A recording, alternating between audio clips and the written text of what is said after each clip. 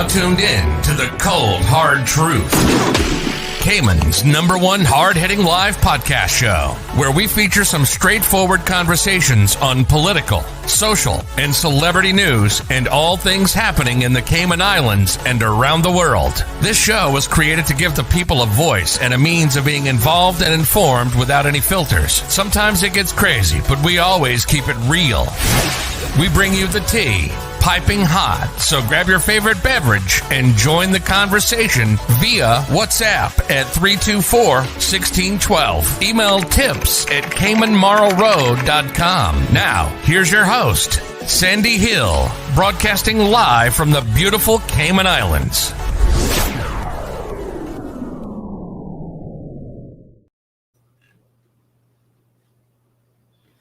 Oops.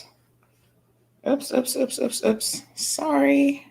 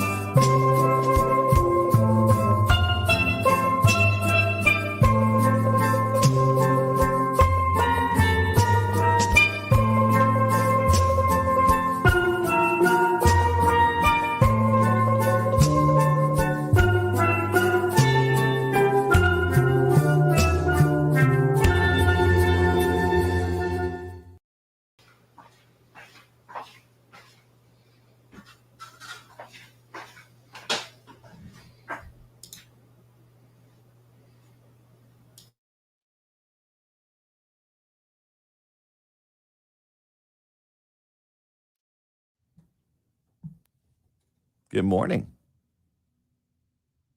Good morning, CMR land. Hey, Blake, how you doing? Good. Awesome. Yeah. We were stalling. Are we here now? We were stalling to come to you, and then we're like, well, we're just going to go into a commercial break then. Yes. You were playing the steel drum. I was still brushing my hair this morning. Oh. You don't need to brush your hair. You got the filter. Should make you look fabulous. I know they need one for hair. Like the filter doesn't really do much for the hair. So And they need one for us. Are you going to use the filter all the time? Absolutely. I'm just putting on a little lip gloss right now, and I'm gonna turn on my camera and see how I look today. Oh, you're gonna look fab. Oh, hilarious. Fab. Oh my gosh. Okay, hold on. Getting ready. Now Here's the reveal. Okay, here's the big I was getting reveal. compliments all day yesterday about Drum this. roll, please. Whoa! Ta-da! Woo. Fabulous. It makes your eyes look a little bigger. Yeah, I think so. Kind of that Mhm. raccoon look, no pun intended. Oh no. Aw, poor raccoon. Open your eyes as wide as you I can. know. Let's see. That's funny. That is funny. Oh my goodness. Good morning, everybody. How are you? We're good. So is it so there's different filters. You found one that you like the best, right? Yes, I'm gonna try different ones out though. So I'm gonna be adventurous. So some days we're gonna go a little bit more crazy, Yeah. but we're starting the viewers off easy, and then we'll see because there's some that have like really dark lip colors and all sorts of stuff. So We're gonna come to you we'll live. try them all. Why not? Here we Do go. it. Big news. I have some important news for you. Interesting news. It's Blake and Aaron's Spilling the Tea with Sandy. Cayman's top news headlines of the day from CMR. Good morning, Sandy. Morning. How are you? Fantastic. How are you guys? We are good. Wonderful. Looking fab as well. Awesome. Thank you. I don't know what The you've filters. done. I don't know if you guys had some work done. There's something different Yes. about you. I can't put my finger on it. I know. It's just absolutely fabulous. We're gonna have to download some of these filters. Yeah, I'm telling you. I know. They're pretty good. You know, somebody was saying to me yesterday, oh, these are perfect for like when you have to do a job interview. And then, but of course, then when you show up for the job, they might be like, who the heck are you? You know, I think you're that's not the like person we anybody hired. that's Yeah. anybody that's dated on Instagram. They're like, wait, that's not what you look like on Right. your photos. Sure. But we Yeah. did a Zoom chat. Yeah, that's not what you look like. Filters. Yeah. Yeah. Crazy. So, What's going on today? Well, lots of COVID cases being reported, but you know, people should remember that that's actually over 3 days. So I know everybody was like, "Oh my God, 83 cases," and it's like, yes, but I guess technically it's you know, over 3 days. So if you broke it, 81 cases. So if you broke it down over that time period, then you know, That's still a lot. it's a lot. Yes, Those- I mean, I'm Are not they, saying are it's they hospitalized? Is those- that how? the- or was I it- or think was we've it- got 2 hospitalized. Okay. So it looks like 1 was released before, and then we've got 2 hospitalized. Not a whole lot of details. It doesn't sound like they're particularly serious. So there's one new one in the hospital, is what you're saying. Sorry. Yes.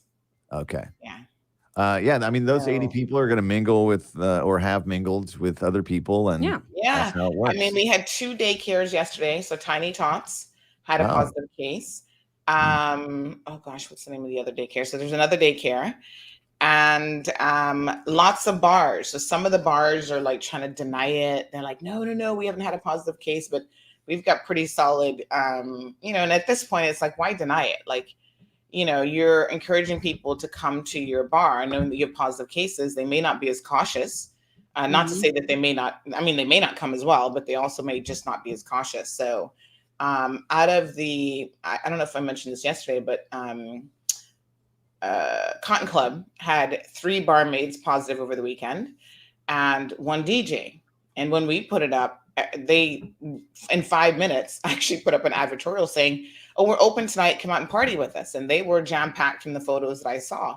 Well, guess what? Someone who went out on, I think it was Saturday or Sunday night with her home kit has now tested positive, and she's waiting for confirmation from the HSA to confirm those positive results. And she was hanging out at Ocean Club. Not to say, I mean, not Ocean Club, Cotton Club. Not to say that that's where she got it, but she was there in the last couple of days. Are the people at Cotton Club that have it still working while having it? Well, the thing is, other people were waiting results and they were still working. Oh, wow. So, Okay. yeah. So now they've decided to shut Not it what you're down. supposed for to be the week doing, though, after. right? You're not supposed to be working while waiting for results.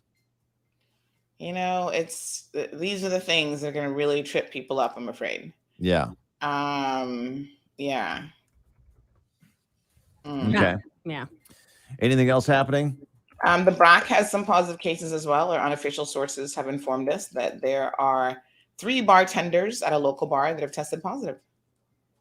Really? And would that be where That's that a person traveled to? CMR and 106.1 exclusive. Wow. Yeah. Wow. Well, obviously wait for confirmation on that, but that Yeah. person could have traveled and went to the bar. Yeah. That was positive.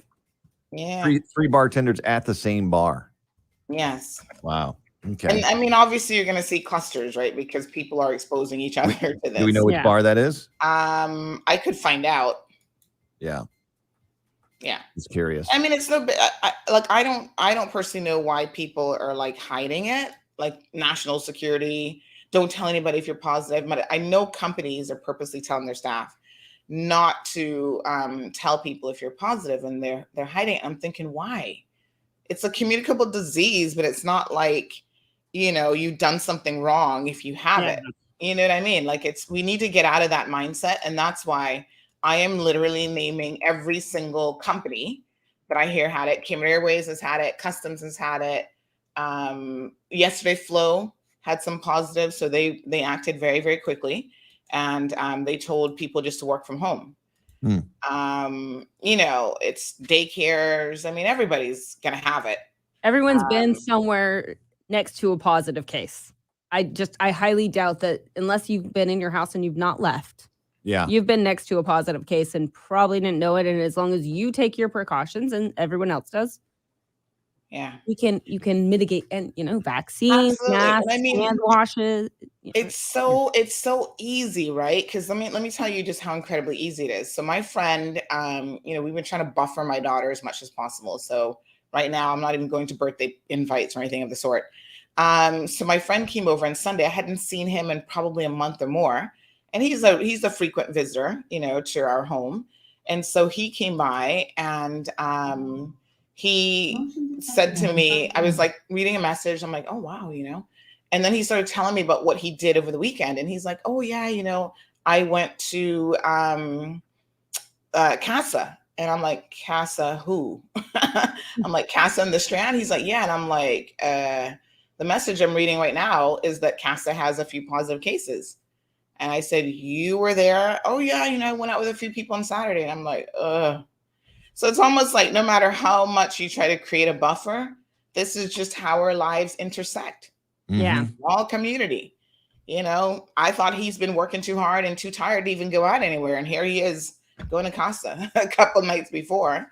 And then ironically, on Sunday, I was getting messages that they had possibly several cases of their employees.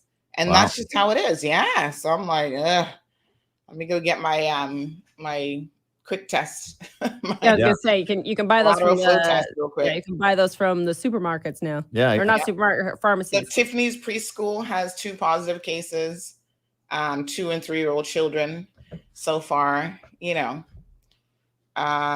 class is going to close down for 2 weeks now. And I mean, we've got to, thankfully our vaccination rate is climbing ever so closely to 80%. But honestly, in an island this size, we should have 97% vaccinated. And I think, and I hope eventually we will get there. That 3%. When the kids are vaccinated. Sorry, Blake. We can get there when the kids can get vaccinated. Yes, absolutely. Yeah. But you know what is also crazy? Now this is gonna blow your mind. But there are people who have to get vaccinated and can't tell their significant others or their family members that they're getting vaccinated because the anti-vaxxers are that crazy. And some of them are actually violent individuals. I know of a person who their physical well-being is in danger if their boyfriend found out they were vaccinated. That's ridiculous. It is. And I mean, it's unbelievable. Is somebody at your front door? I know. No, I think she got a package delivered. That's Alexa. Oh, yeah. Telling you a package was delivered. I know Alexa's always telling me when somebody's at the front door. or at the front. Oh yeah, no, we get the package deliveries and it goes, package has just been delivered. Yeah, that's great. Actually great in the US. Like Christmas. In the US. Now it's gonna take another 4 weeks to get here. Yeah, exactly. Yeah. All right. Anything else before we let you go? The raccoon was put down, so I know a lot of people are upset about that. The only one that they've caught. Right. Okay. So the other one's still on the lamb. He's still on the lamb. They have put up, traps and everything. They're trying to catch him. And basically they said, listen, we know some people don't like the fact that we've had to put him down, but we've had to put him down because there's only one way to know if a raccoon has rabies. And we are a rabies-free jurisdiction. Mm-hmm. So to protect that status. Although if you go by like near Vigoro and Department of Ag, there's a sign that I saw that the other day, says rabies clinic. So I don't know. Yeah, well, you can. Well, that's where you I can think go you get want to your. have one. I don't know who works there, Well, there's but also bats on they're the not- island. they're Bats. They're not That's very where busy. you can go and get your rabies vaccination, like for the dogs and stuff like that. They're Okay. whatever the rabies shot is called. If you bring in case a they have dog to in. travel. But like, I mean, there are bats on the island. Bats carry rabies. Actually, I was reading that this particular. I don't know. No, I was reading that the red and gray fox, I think it is, and the red and gray fox and the raccoon are apparently the only ones that carry. I don't know if there's a different type of rabies, but they're the only ones that carry it. So I know bats carry coronavirus though. If they also carry rabies, they carry a lot of things. Yes, Don't they eat bats. do. Guess what, people? Don't eat bats. Yeah, don't Stop eat bats. eating bats. Yeah. Let them eat mosquitoes. Yeah, exactly. All right, catch CMR right now live take on some of that YouTube mosquito soup. and Facebook. Sandy, we'll see you tomorrow. Thank you. Have a good one. You too. Bye, Bye. everyone. All right. So good morning to everyone. Let me see how I look with my glasses on. Hey, what's up? Still cute. Good morning. Buenos dias, Elizabeth. Good morning, Miss Joy. Good morning to Felicia. Miss Morna is here for it. Evelyn is always here for it. Richie Rich. Good morning. Good morning, Diamond Princess. Say good morning to everyone. Wishing you guys a tremendous Tuesday. I like that. Tremendous Tuesday. Andrea's got it locked in. Miss Nona, hello. How are you? Evan is here. Vernita, of course, is here. Kay, Siobhan, what's up? Siobhan, why? Is that in a good way or a bad way? Chi, how are you?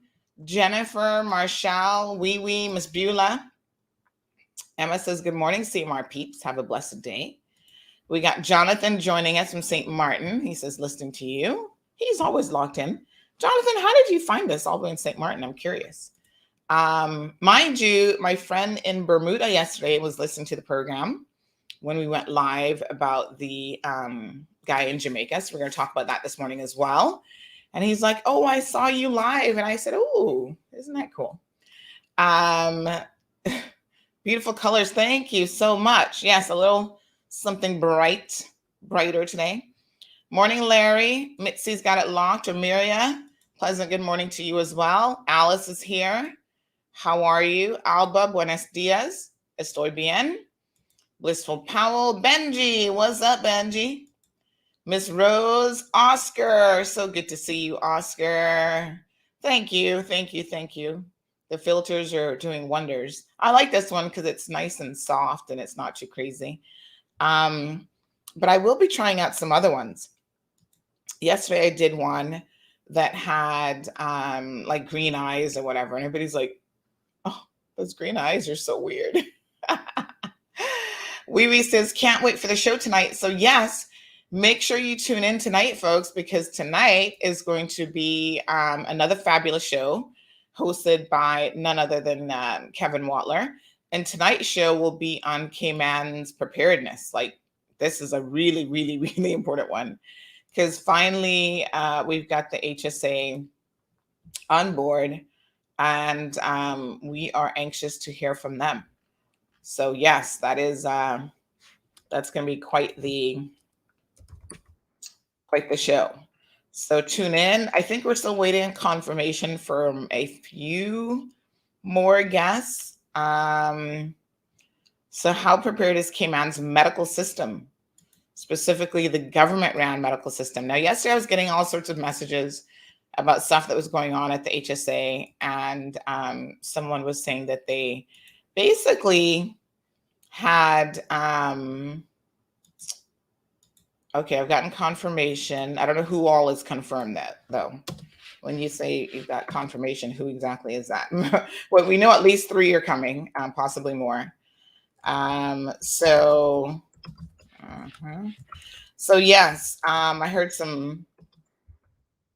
got some messages yesterday that were basically like, oh, this is what's happening at the HSA, that they had part of the hospital kind of cordoned off.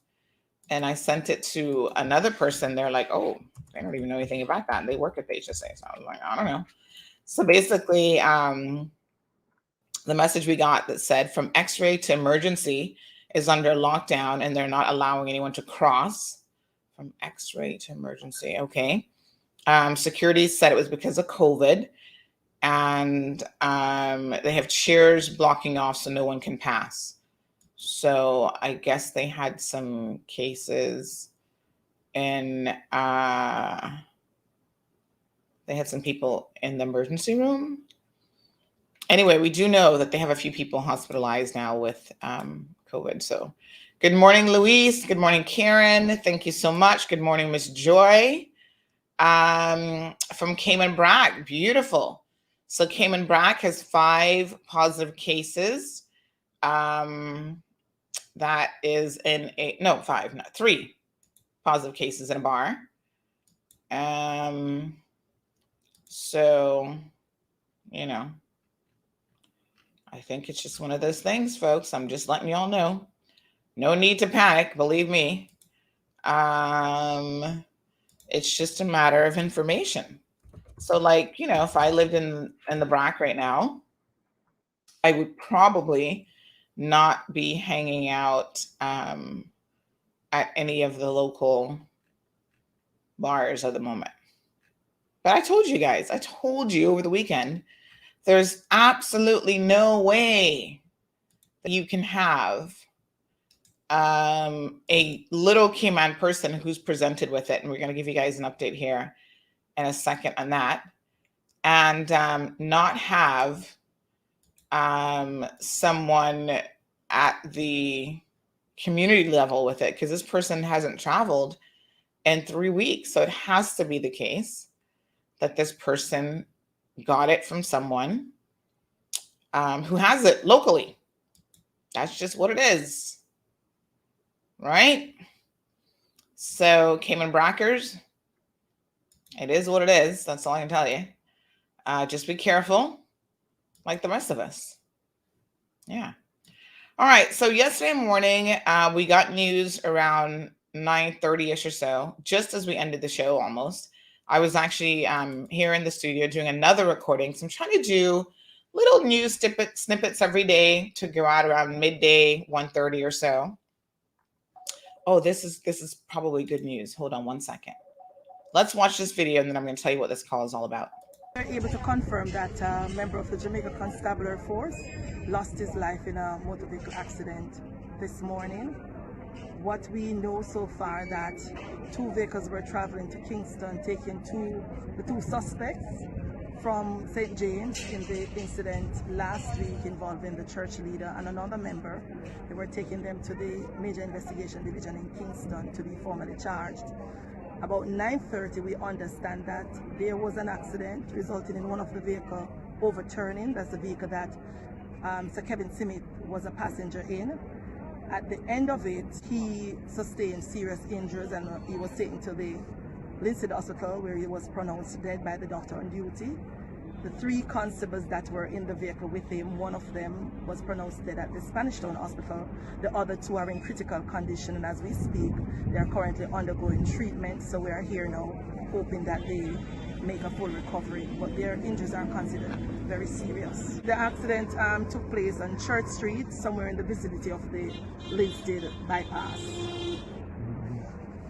First, let me ask Ms. Lindsay, if you're away to Kingston from Montego Bay, why didn't you take the faster, safer route? That's the highway, Hartford Highway to Kingston. That's going all the way on the long road. Well, in a situation like that, I think the person who would be transporting would make the best assessment of what would be the safest and the safest route. So, as we know, it's an accident. We don't know exactly what transpired because all the persons were in that vehicle. None of them are able to speak. 2 are dead and 2 are unconscious and cannot speak. So we are still waiting to see if they'll recover so we can get a clearer understanding of it. The pilot vehicle said they heard the crashing sound, and that's when they realized that the other vehicle overturned. So we still have to wait to get more detail. I think what's critical right now is that we really want to support the medical team to ensure that the officers, they get the best treatment. Why did he have to be brought to Kingston to be charged? So, there's an ongoing investigation resulting from the murder of those two persons last week at the church. So they got to the point where the DPP said they ruled that the matter be committed to the Home Circuit Court. So they were being brought to Kingston to the Major Investigation Division to be formally charged and then placed before the court. So that was the reason they were being taken to Kingston, as the matter was going to go directly to the Home Circuit Court for trial. Can you tell us anything more about the officers, the years of service, anything of the sort? Not yet. I don't have much detail about the officers. We're not releasing the names right now because they're next of kin, not yet notified, but I know that the chaplaincy unit and the commanding officer for the St. James Division are currently making arrangements with the families to lend them some support. So that's where we are now.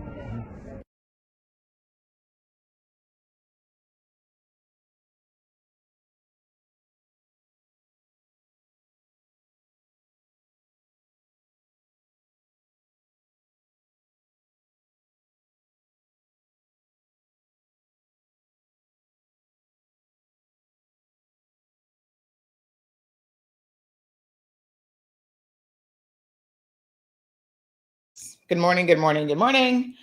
Thank you so much. So yes, he is dead. This is a bit of an update that we can now provide you all. So this guy, what's his name again? Smith, Kevin O. Smith. He was the pastor, cult leader, whatever you want to call him, certified lunatic, whatever, who has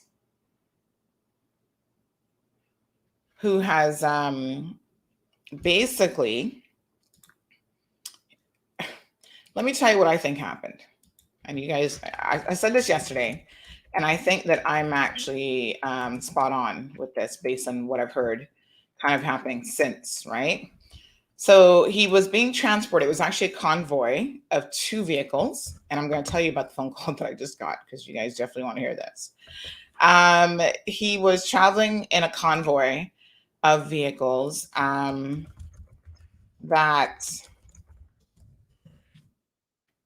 it was 2 vehicles. So in one vehicle, I understand that it was him, another suspect, right? I think they were on their way to be formally charged in Kingston.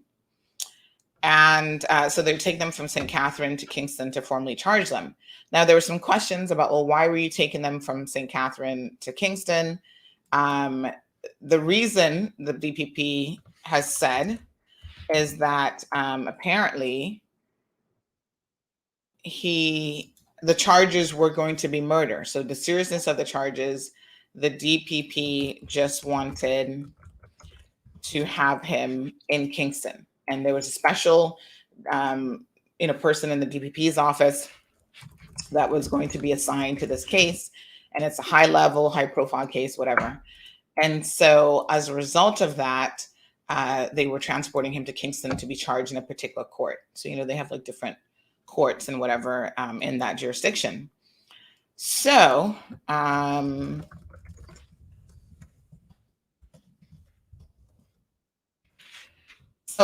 route, it sounds like the other vehicle was actually in front, and then this particular one was traveling behind, had 2 officers in it and 2 suspects in it, and then an accident just happened. So what it really sounds like, and I said this yesterday because this is what I suspected actually happened from the onset, is that the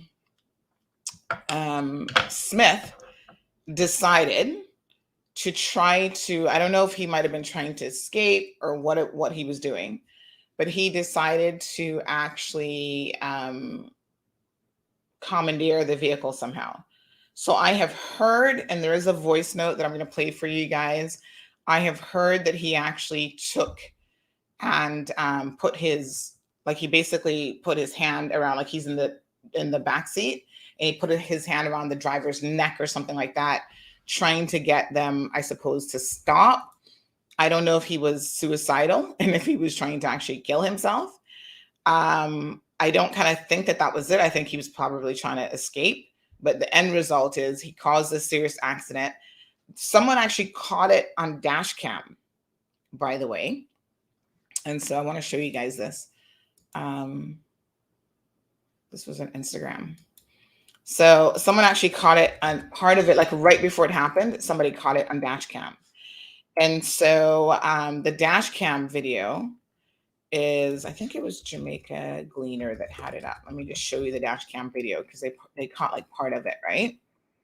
So yeah, so the dash cam video showed, let me just see if this is it.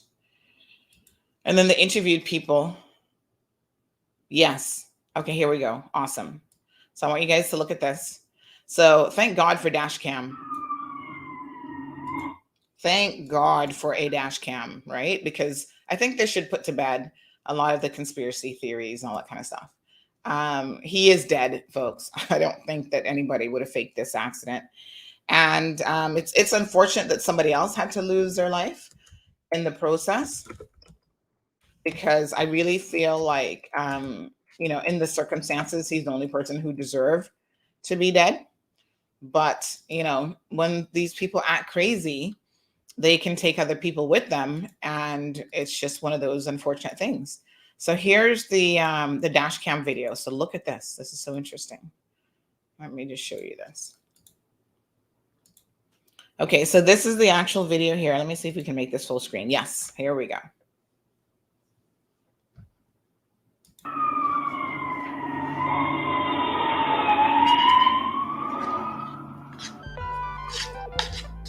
The information received on this accident this morning that the service weekly wanted to be anything.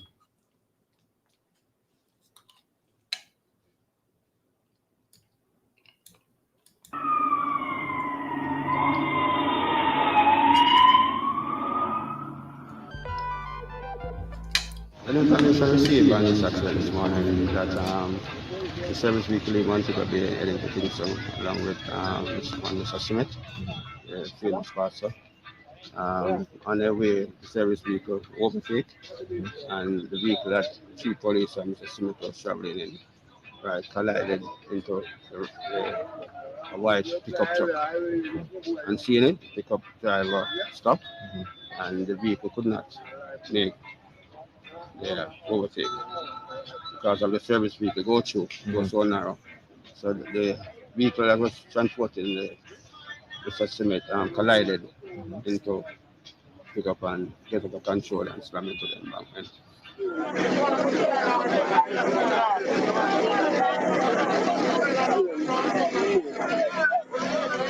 I was passing, I saw a lot of crowd. I was taking picture. So no man. When I stopped my bike, police was in pain. And I sent for a car bar and start brace off the door. Brace off the door. And then that door couldn't brace off. I'm going on the other side, at the driver's side. Pull it. And two other way. Me and the come up. But I'm not starting there. And assist the police, take him out. Take out two of them. Fireman, first man, then come on, second. Then I switch on. Carry them to the Spanish Town hospital, and then when the assistant one back, finally said the one back in dead. Man, the pastor man. Because we go there and feel him. But I feel no movement, and the policeman was bleeding 3 minutes and he moved. And then the frog gloves I put on. But the police never search the one back. When you take them out now and put him on ground, you start searching, take off him clip in extend magazine, handcuff, and you have him gun, and take out him gun and explode in the police. What was the condition of the pastor at the time? At the time, did you realize that it was Pastor Smith? Him can't hide. But when I touch him, I feel like one heavy burden. One heavy, like something that's raised. Come over, it's like there's a spirit. There's a spirit. What did you do? What did you do then? When you realized it was him, what were some of the thoughts that went through your mind? You know what I'm saying? Father God, the spirit, that's Father God shield me. Father God, just shield me from this. I know he's a very powerful father, but you, pastor, you more powerful than him. There's no blood on the pastor. Was he conscious? He neck him broke. I see him neck rest on the policeman's shoulder. Okay. That time the policeman was dead. God, the policeman, if you can get licked, he's the policeman dead. I said, God, blood was flowing through the nose and the mouth. They rushed to the hospital. So far on the ground, we have heard that one of the police succumbed to his injuries. Also, Mr. Smith so far. Okay. Is this bypass prone to accidents? Yeah, I mean, this is a road that I keep begging the disaster coordinator and this relevant authority for this road. There were more than one accident. This is the third accident right here. I'm still appealing again to the relevant authority to continue to do. See, they're doing some of the work so far, but because of the poor surface of the road, most of the time we have these serious accidents. This morning, again, it is a serious accident this morning. And if we don't address these roads for now, we're going to continue to lose the life of persons.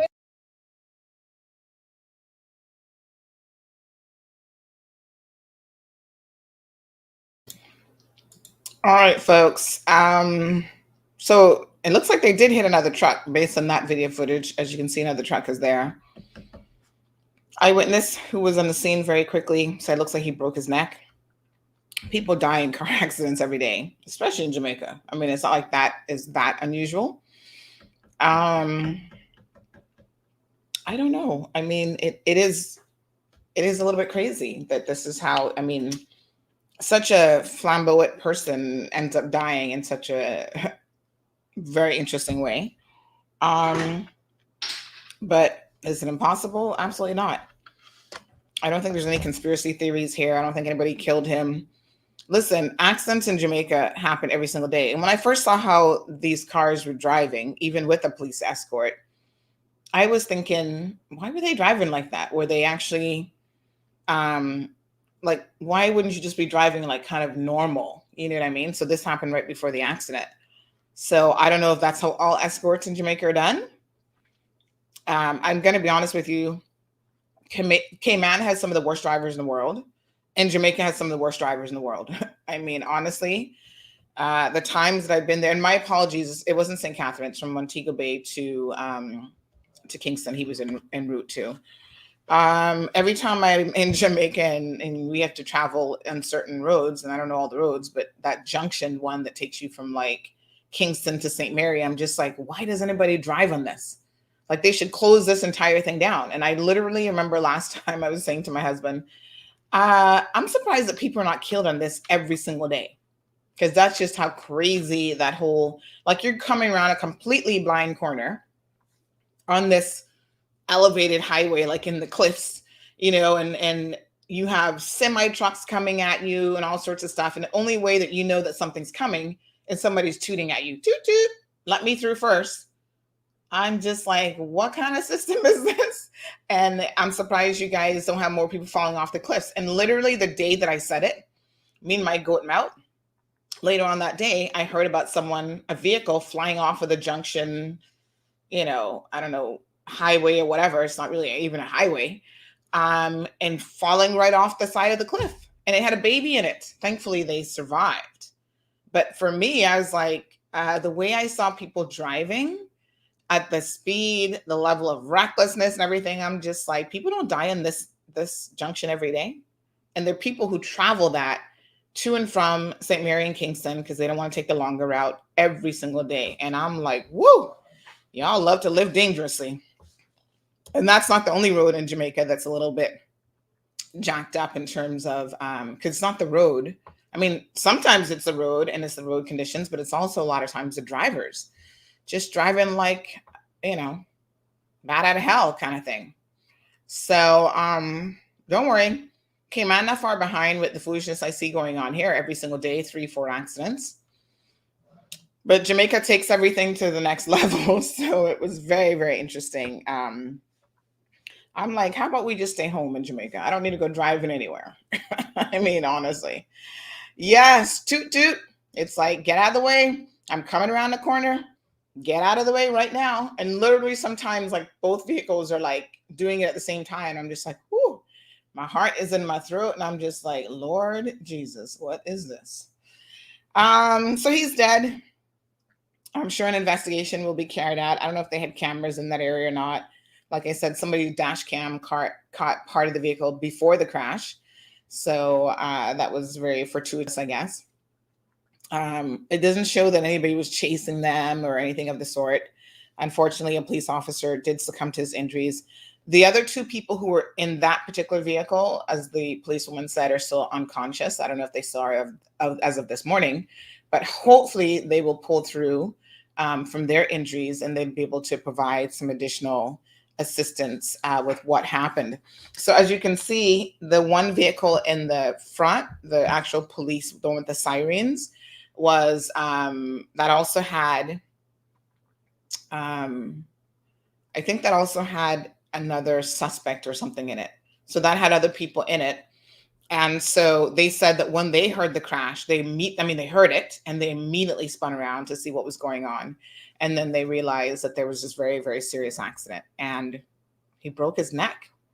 Was he wearing a seatbelt? Was he wearing handcuffs? These are questions that people have. And unfortunately, I don't have all the answers to that. I think that obviously a proper investigation will be carried out. And then those are the types of things that, that will come out of that. So big time. And here's the irony of it. You want to know what the most ironic thing is? Guess what the name of the street was that he actually died on. You guys, you cannot even make this stuff up. Like, this is just crazy. Guess what the name of the street is? Any guesses? Get a Popeyes gift certificate if you can guess what the name of the actual street was. To me, this is so ironic. Like, you really at this point go, oh my God, divine intervention? I don't know. Paula says, because people are driving like a fool with no road courtesy whatsoever. Good morning, Christine. How are you? Yes, Sarah, congratulations.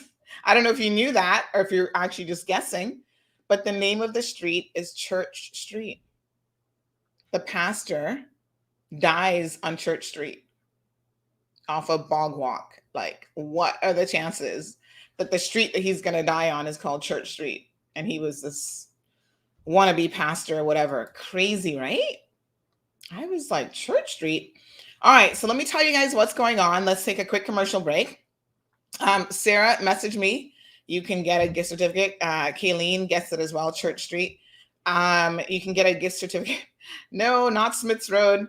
Johan is laughing. Johan, you're so bad.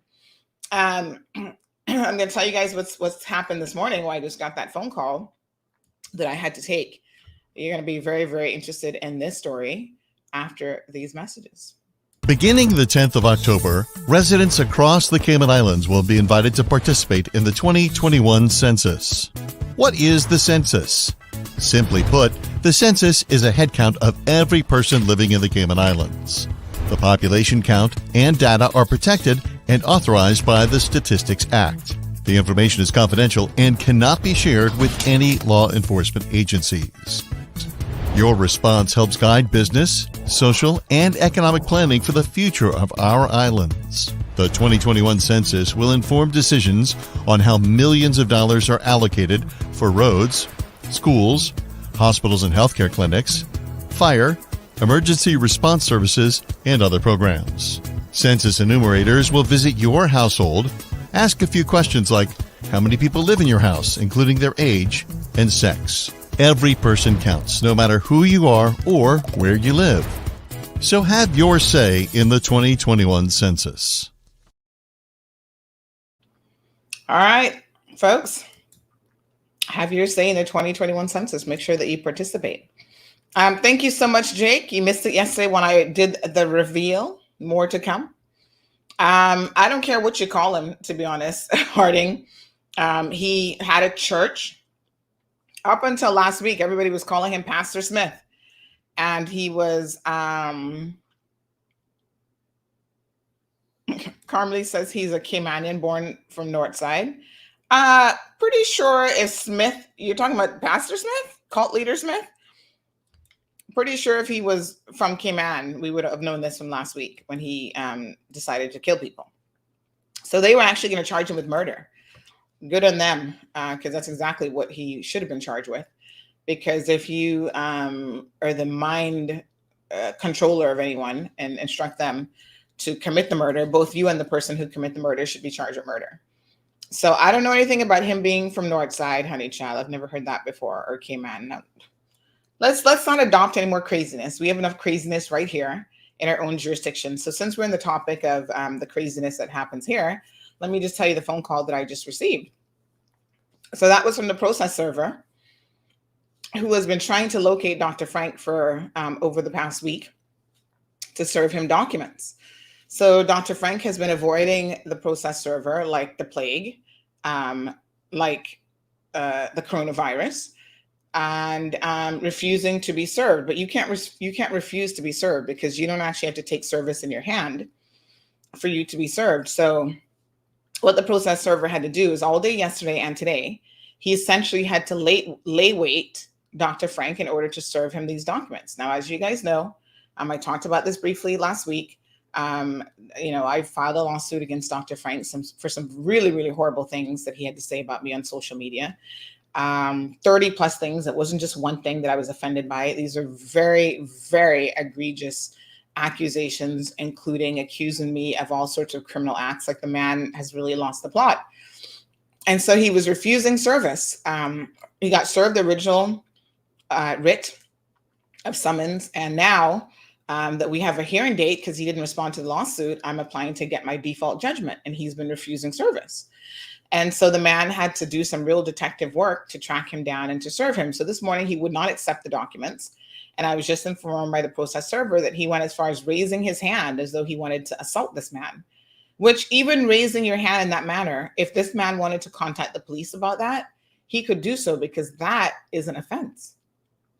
That's what poor Mike Adams is in court for right now. That's called common assault. You raise your hand at someone in a threatening manner, that's common assault. So I'm sure this process server isn't going to bother, because he's like, this dude is just crazy. He's like, this guy seems like he really has lost it. And that's not really my concern if he's lost it or not. He has been served now. And so we shall see him in November in court, and I'll keep you guys updated. So he had to drop it at his feet. Like, who does that? Every single time I've ever been sued in a lawsuit, I gladly accept the documents. I have never ran from a process server, hidden from a process server, or refused to accept documents. I take them and I sign the little piece of paper, no problem. It's just so incredibly bizarre. I mean, you got the balls to say what you did and to continue to say stuff and to continue to post stuff all over social media, but you don't want to now deal with it in a court of law where the judge will even this out, he'll iron this whole thing out. To me, it's just really, really shocking. But there you have it. And speaking of, I don't know if I mentioned this last week or not, but speaking of other hot messes of a situation in court, last week, I got served some documents to appear in court, because remember now, with the John Felder matter, that is being appealed, and I've got attorneys, thankfully, now working on that. But he owes like so many people money that one of the people that he owes money for is trying to come after that judgment, and it's called a garnishee order. And the garnishee order is basically when somebody else comes into money, you're trying to quick time get your hands on that money because they owe you money. So this is the second time that this poor guy has tried to get his hands on money that Felder has come into, because he owes a considerable amount of debt, hundreds of thousands of dollars, to other people. It's all in the joint liquidators report. So now I have to go to court. Listen to how crazy this is. Somebody, I think it's Paul Deegan, that posted up on Facebook about this. He's like, how crazy is this? But now I have to go to court in a separate hearing related to this garnishee order. And so I will be in court. What day is that? I think it's like the second or third week of November in relation to that as well. So super, super crazy. And in November, I'm also appealing the criminal case decision that I was convicted in. That's my only conviction. and I am appealing that as well. So November is going to be a very, very busy month for court cases. By the way, we didn't really get a chance to talk about this much, and I'll just briefly mention it. But do you guys remember Cliff Groves, right? So this is the guy who was alleged that he had brought these Honduran men here during quarantine. I mean, we're still quarantining, right? Had them quarantined on the promises of having jobs available for them, and then reneged on that and said that he didn't have any jobs. And there's a bunch of voice notes, of him, and it was a bunch of back and forth and whatever. And the contractor, the company he was working for, the development company, Davenport Development, was made aware of, I guess their phone was probably ringing off that morning, of these accusations against Mr. Groves. And basically they decided to cancel their contract with him. Well, he is suing them. Did you guys see this last week on CMR? Cliff Groves, 55 years old. He is suing them for what he claims is breach of contract after they canceled the contract in July. So he claims that he has lost almost $300,000 on this contract. And he's also claiming reputational damage as a result of the manner in which the contract was canceled. And so this is something that will be litigated. And I'll keep you guys updated on how this one goes, because this is very, very interesting. He seems to believe that people do not have a right to cancel a contract. And listen, you can enter into contract, and you can, there's certain things that you can do in terms of the contract. Now, if you change the terms of the contract, normally you can't do that unilaterally, but you can terminate contracts. People terminate contracts every single day. Not every termination of a contract, just because you've terminated a contract, that doesn't mean that you've done so in a way that would give the other person some legal recourse. And apparently Cliff Groves seems to think that that is the case. Now, remember, he is the former premier, Mr. Adam McLaughlin's brother-in-law. And there'll be people who will tell you that he has quite the reputation, especially when it comes to immigration infractions, alleged immigration infractions, and so on. And it seems like he got a lot of protection simply because of who he was related to. That's what the streets are talking. That's the allegation that's out there. But, the playing field has been evened, I think, a lot of times when CMR exposes people. We have voice notes from this man. You guys heard the voice notes for yourself, where he is admitting and telling his employees that he intends, or he has put in a work permit for them for a lesser position to save on work permit fees. That's what he said in his voice notes. There's no doubt that that's the man's voice. You heard numerous voice notes where basically he's saying that he's going to be, that's fraud on the Cayman Islands government and the immigration system. And you have a voice note, like how much more, indisputable can you possibly get in terms of someone saying that they're going to commit an offense? Like, seriously. People have been convicted with far less evidence than somebody's voice note and admitting it. So, unfortunately, it is what it is. And he will probably have no repercussions as a result of those voice notes and as a result of that immigration breach, because, again, the immigration law doesn't seem to have any real truth to it, real teeth to it. And so, it is what it is. Quite unfortunate. But anyway, he's decided to sue the developer Davenport. And of course, his lawyers are Chapman's. I don't even know who Chapman's is. I've never even heard of them.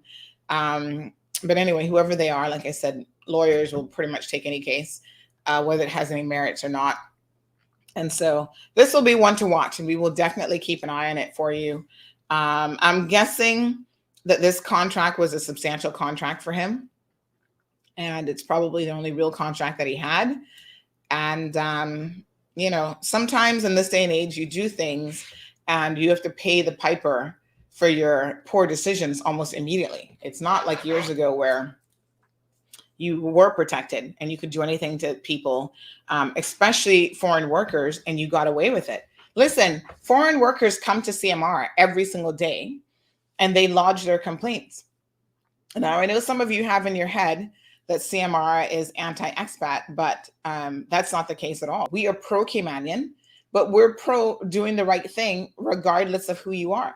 So, we've got expat friends of the show. In fact, I think probably some of our biggest fans are expats. People in the Filipino community, Jamaicans, Spanish people, people from Latin America, South, all over the place. The CMR, fan club is far and wide. And I don't really care who you are.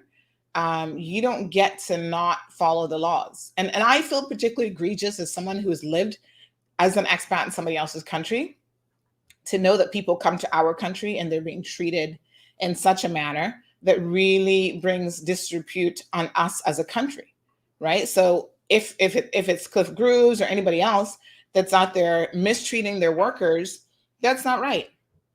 You shouldn't bring people here with the promise of a particular wage, certain benefits that are mandated by law and all these other things, and then don't deliver on that or harass them or, treat them poorly or, that's just not right. And so to me, it doesn't matter who the offending party is. It doesn't matter if they're Caymanian or expat, just like it doesn't matter who the victim is. If the victim's an expat, what difference does that make? You shouldn't be breaching the law as it relates to people. I think, unfortunately, with expats, they are in a unique situation because a lot of them are afraid to speak up because they're afraid of work permits getting canceled and that sort of thing. But more and more, I'm finding that Caymanians are equally as afraid to speak up because they don't want to lose their jobs. We had other complaints about this guy. And that person was a Caymanian. And they're like, I'll speak on it, but there's very little that I can say right now because the guy still owes me money and I'm still trying to get paid. So they were holding out and sharing the entire story in hopes that they could actually get a paycheck. Now, when this story went up, quite interestingly enough, we did have some other people who came forward and who talked about their experiences with this man. And, one of them was very, very interesting. Let me see if I can pull it up on my phone here.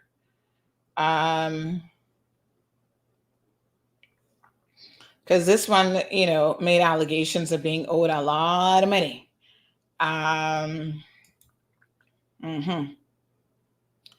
So they said, that this was the reason for their comment a couple years back. When he was deep in drugs, he injured my husband with a lawnmower blade and cracked my husband's skull. My husband was in recovery for a long time. The ambulance took my husband to the hospital and police were involved, which meant that Groves was heading back to Northwood. Him and his family convinced my husband to drop the charges in return for hold on, let me tell you the amount because they corrected the amount. In return for $8,000, and my husband ended up signing and freed Grooves. To this day, the agreement was not honored, and Grooves and all his family don't even speak to my husband. His brother has knowledge of the whole situation. His mother has knowledge of the whole situation and encourages Grooves in his dishonesty and told my husband to leave their property whenever my husband tried to collect the money. Since my husband was under my government insurance at the time, they didn't pay a red cent. The whole family, down to the police brother, is very dishonest and wicked, and karma he gets at last. Hope he feels a little pinch.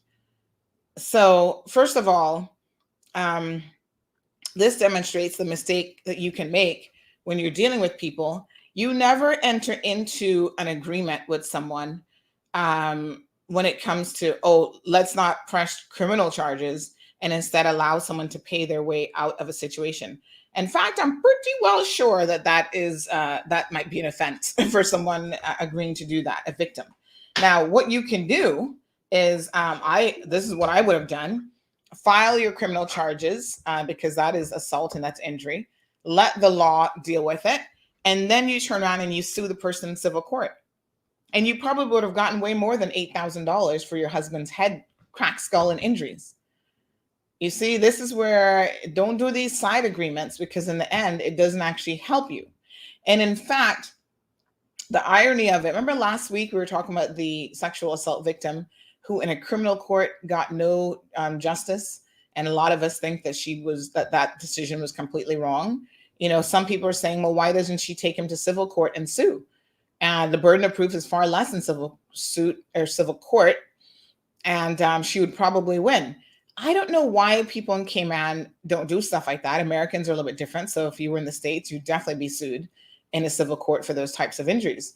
But the bottom line is you can, don't let people finagle you into anything. You can be sued separate and apart from a criminal allegation. So keep that in mind. So good morning, King K. He says, this is Tommy watching on YouTube. Damien, good morning. Says just another exploiter. Good morning to the beautiful Lily. Good morning, Andine. How are you? Louis is also joining us. Sherry Ann is here. Johan says, hashtag just saying. Yes, honey chill. Just saying. So let's talk about the Little Cayman breach. Not really a breach, but the man in Little Cayman who has tested positive for COVID. Odette, how are you, my love? So here's the thing. We revealed on, was it Saturday? Saturday evening, that a man was on Little Cayman, and he traveled to all 3 islands in the space of 24 hours. So what he did was he left Little Cayman, went to Cayman Brac. He works through Public Works. Then he went from Cayman Brac to Grand Cayman, did whatever here. And then literally as he's at the airport trying to get back the following morning, 24 hours, as he's trying to get back to Little Cayman, he gets a phone call that says, exit the airport right now. You're COVID positive. And so they've taken him and they put him in quarantine. So it's a hot mess of a situation. And so we reached out. I told you guys yesterday that I would have reached out to the HSA to find out how many people are actually vaccinated on the sister islands, because we haven't really ever heard these numbers before. So I'm happy to tell you all that I do have some updates on this situation. So what we have is,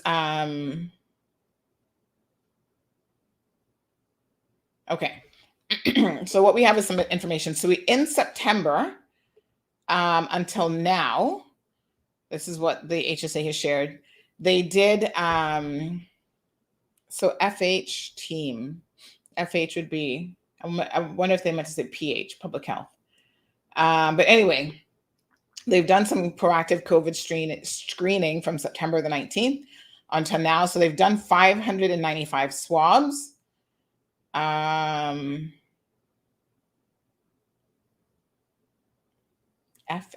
no, that can't be. It says after the current outbreak in Cayman, FH team has done proactive COVID screening starting for September the 19th, and they've all tested negative. What is, hold on, let me get this clarification. So I'm assuming that that's on Little Cayman, because our question about testing was in relation to the sister islands. So I think I see them typing. So I think they've actually listened to Puranga. I'm trying to understand to make sure I tell you what this correctly says. So in both Cayman Brac and Little Cayman, we have 1,860 people who are vaccinated. So actually 95%, this is amazing actually for Little Cayman, 95% of the Little Cayman population is actually vaccinated, and 83.5% of Cayman Brac is vaccinated. So look at, you go sister islands, they're doing better than us. 95% of Little Cayman, this is perfect. Unfortunately, that 95% did not include, oh, Faith Hospital, thank you. I was thinking, who the heck is FH? So FH is the Faith Hospital team. So I'm assuming 595 swabs, is that then for Little Cayman?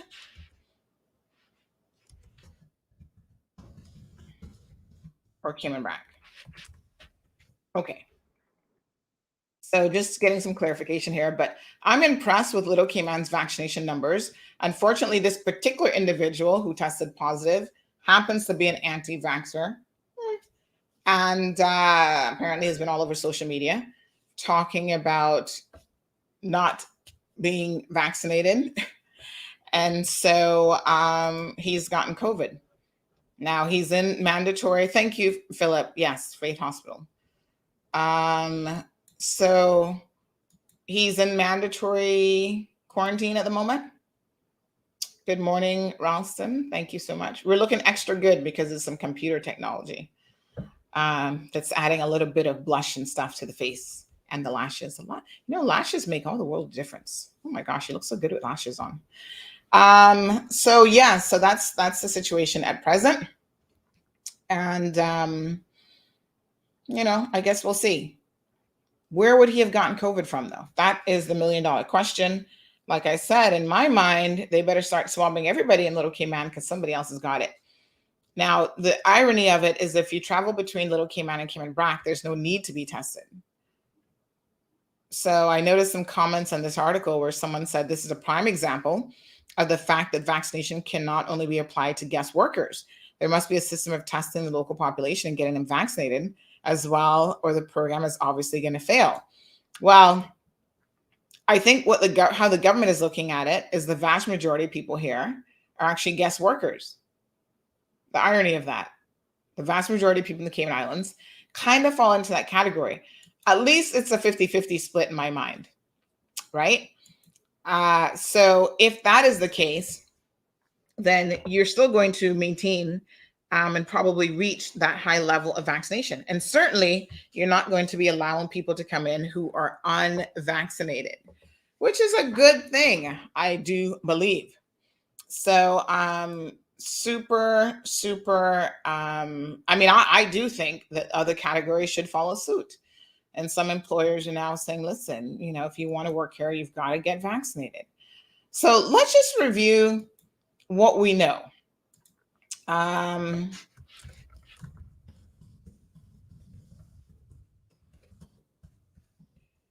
lot of people,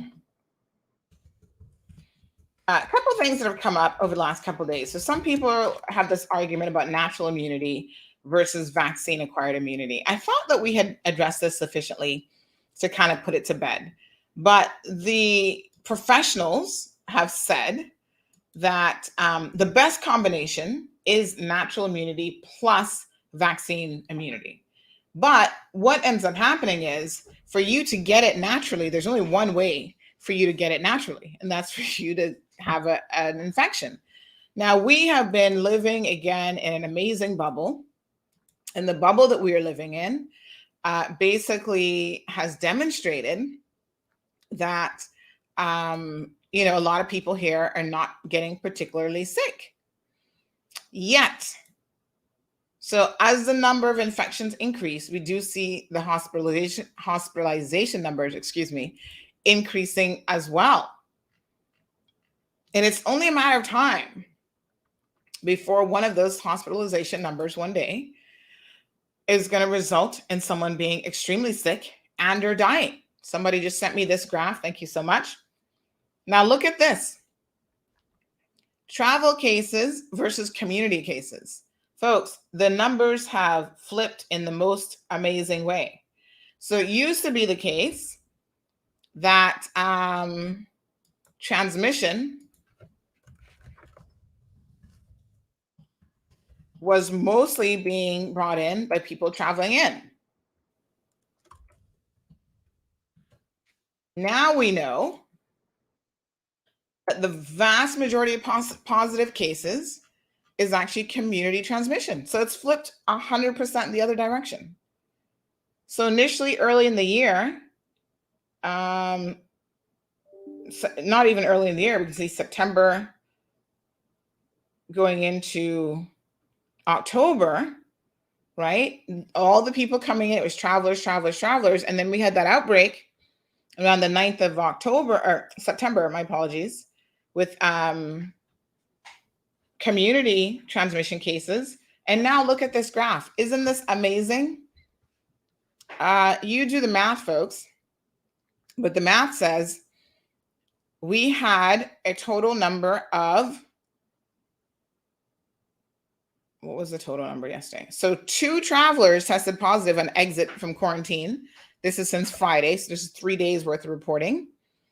And everybody else, the other 81, were community positive cases. That is crazy. Yeah, this is where it's at, folks. So 13 are children, but that still is a significant number. So who's a mathematician here? Let me just pull up my calculator. 81 minus 13. That's still 68 persons that are adults.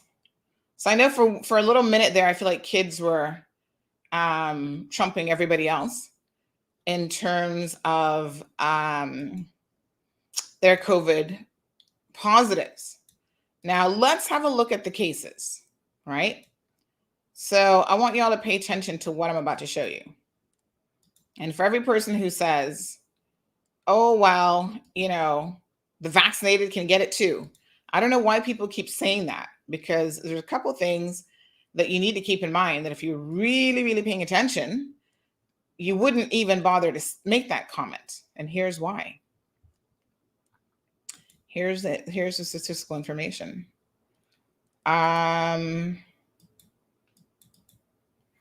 Okay. So 83 new cases, 81 of the 83 community transmission. And 13 of those are children. So 68 are adults. All right, so where's my percentage calculator? Anybody can do the percentage math? Hold on. So what percentage is that of that? Hold on. So what is 68% of 81? I mean, 68 of 81. That's 55% are adults. So I think what they should do with this graph, right? Because they've now told us that 51% of those are unvaccinated. So we know automatically that no child, I'm assuming, but it does depend on the age of the child. So this is where I would really, really be grateful to the Cayman Islands government if they broke this information down in a little bit more of a meaningful way. So if I know that 68% or 68 people minus, that's the adult population, right? Minus 51. Okay, so that means that only 17, this is a little bit of an assumption here. Because again, the problem with these numbers is it doesn't give us, like, we break it down further. Let me know of the vaccinated, how many of those are travelers? So we're all 3 travelers vaccinated, we're all 3 travelers not vaccinated. Give us that information based on travel status, as well as adults, because remember, teenagers can get vaccinated. So when they say 13 children, is that a 14-year-old, a 15-year-old, a 16-year-old? That's still a child that could be vaccinated. So I would like to know 5 to, what is it that can't get vaccinated? How many in that specific age group accounts for this unvaccinated number? Because the truth of the matter is, if you have 68 adults, let's assume, and again, this would be an assumption on my part because they haven't provided us with enough information, but let's assume that the unvaccinated included the children, right? So remove the children. So 51 unvaccinated. So take 13 out of that. All right, so that means that 38 persons were actually unvaccinated. Yeah, so we are assuming that all 13 children are ineligible for vaccination. Like I said, I don't necessarily know that because the definition of a child could include a teenager who actually is eligible to be vaccinated. But let's assume they're not. All right, so that leaves 38 adults, I suppose, who are unvaccinated out of the 51. So what percentage is that? Am I doing the math here right? You guys might want to help me with this. So 38 out of 51. Oh, is that right? I think my math is off here.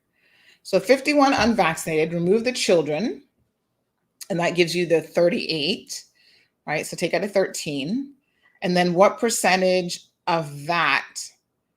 It's still a pretty big percentage, even if you account for the children. I mean, that's 38%.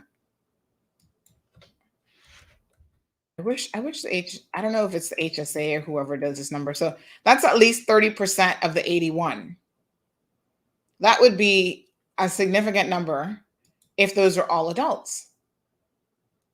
But you see the importance of like this really does become a numbers game. This is why you really do want to get as many people vaccinated as possible.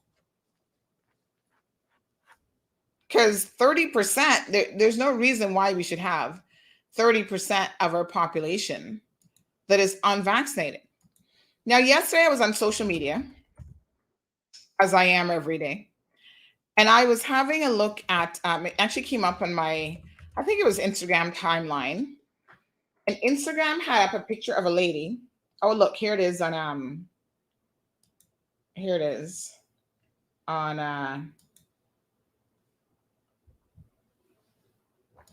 let me show this to you. This is so fascinating. So we're now at 79% having received the first dose of a vaccine and 76% having received 2 dosages. Let me show you guys this because this is so fascinating. Polio.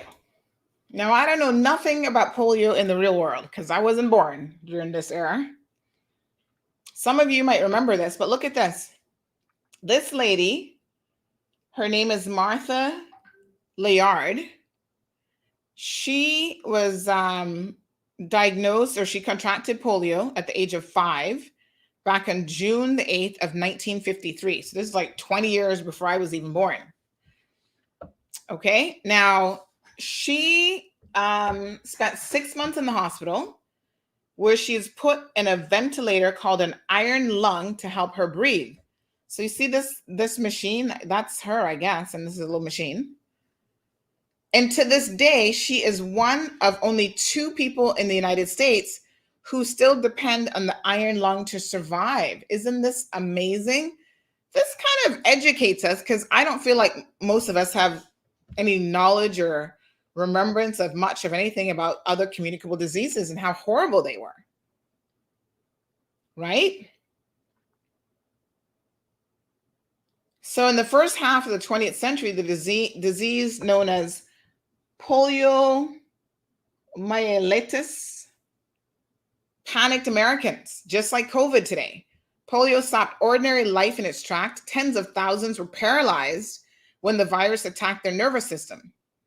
Many were left unable to walk, and in the worst case scenarios, breathing muscles stopped working and they were placed in a iron lung, which is a large machine that fits their entire bodies from the neck down. The devices are giant ventilators about 7 feet long, and patients lie inside of it with just their heads resting out. A seal around the patient's neck creates a vacuum. And this woman apparently is still living like this. I'm going to share this link with you all. A quick announcement. Radiotopia Presents has a new show that we're really excited about. It's called S-Hole Country. And yes, it means what you think it means. It's an 8-part audio memoir about achieving the Ghanaian American dream. And the show follows up. Anyway, you guys need to go listen to this. This is super interesting. So polio vaccine became widely available in 1955. Millions of Americans were vaccinated. The iron lung,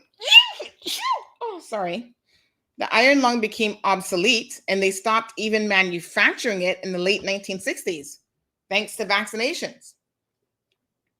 But apparently this woman, because there were other technology available, other forms of ventilators and so on, I'm not really sure why, but she has opted to continue to use her iron lung. And now she is, how old is she? She's 67 years later. So 67, hold on now. She would be 72. And she still sleeps in this thing every single night. Oh my God. If you are claustrophobic, this would be your worst nightmare. Isn't that crazy?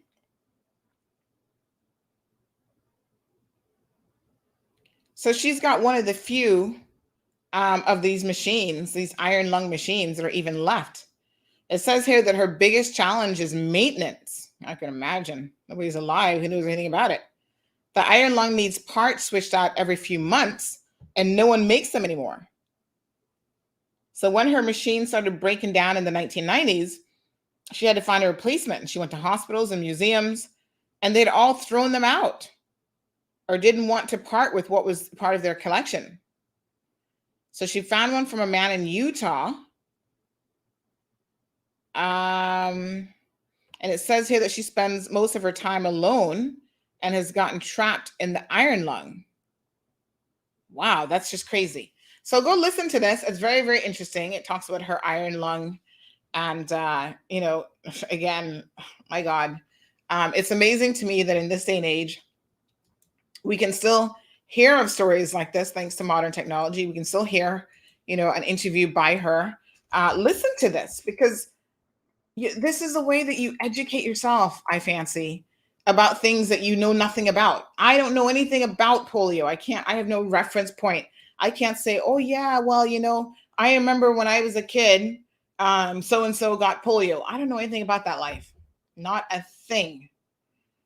But I do find it fascinating. This is part of medical history, part of vaccine history, that entire diseases such as polio have been eradicated because of vaccinations. Now, I think about it a lot, and I think, wow, if this was available in this day and age, how many anti-vaxxers would be like, oh, no, I'm not going to take the polio vaccine? Well, back then, you didn't have a choice. In America, they went door to door and vaccinated people, gave you no choice whatsoever. And can I tell you that you better believe the vaccines of that era were not as safe and did not go through the same safety protocols, et cetera, as the vaccines of today, of 67 years later. It's a whole other ball game when it comes to safety of vaccines. And still, it was what it was. I don't know who else likes NPR, but I'm a huge NPR fan. They do a lot to educate me, and I've listened to them.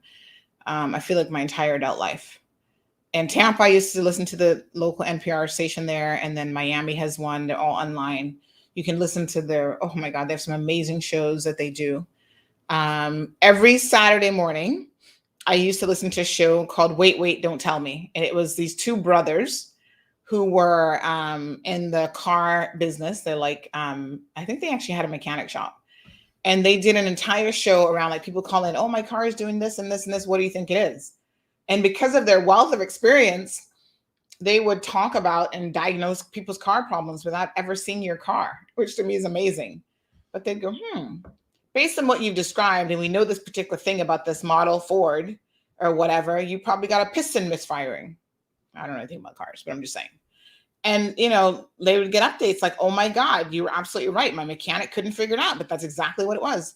These guys were so knowledgeable. And then many, many years ago, they were both up in age, and the show came to an end. And I was like, oh, and I don't even like cars. Like I'm not a car person like that.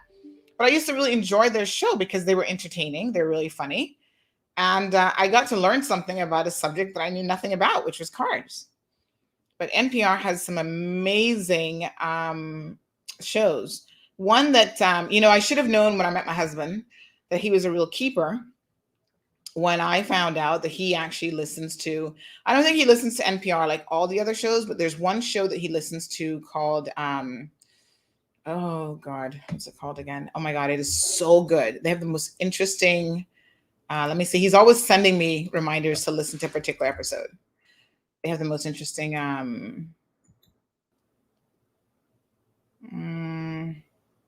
let me just think about some of the stuff that he sends me. He's always sending me podcasts to listen to. But this NPR one, and sometimes I share them. I got April Cummings onto it one day. I sent her one. She's like, oh, I like this podcast. It's really, really good. It's called, what the heck is our NPR show that we listen to all the time? Let me ask him. But they have a lot of really, really fantastic shows. There's one, and this one like follows like, oh, they do the most interesting topics. This one does, oh God, I can't remember, but it does really interesting, like, let me see. Planet Money is good. So if you want to learn about, things related to money, fiscal responsibility, whatever, that one's really, really good. This one is called,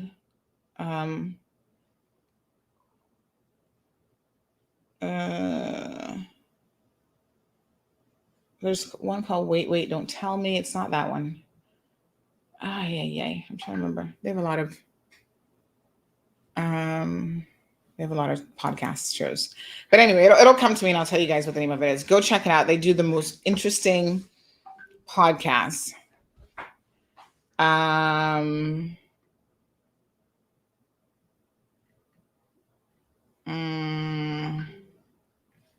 Anyway, I'll figure that one out for you.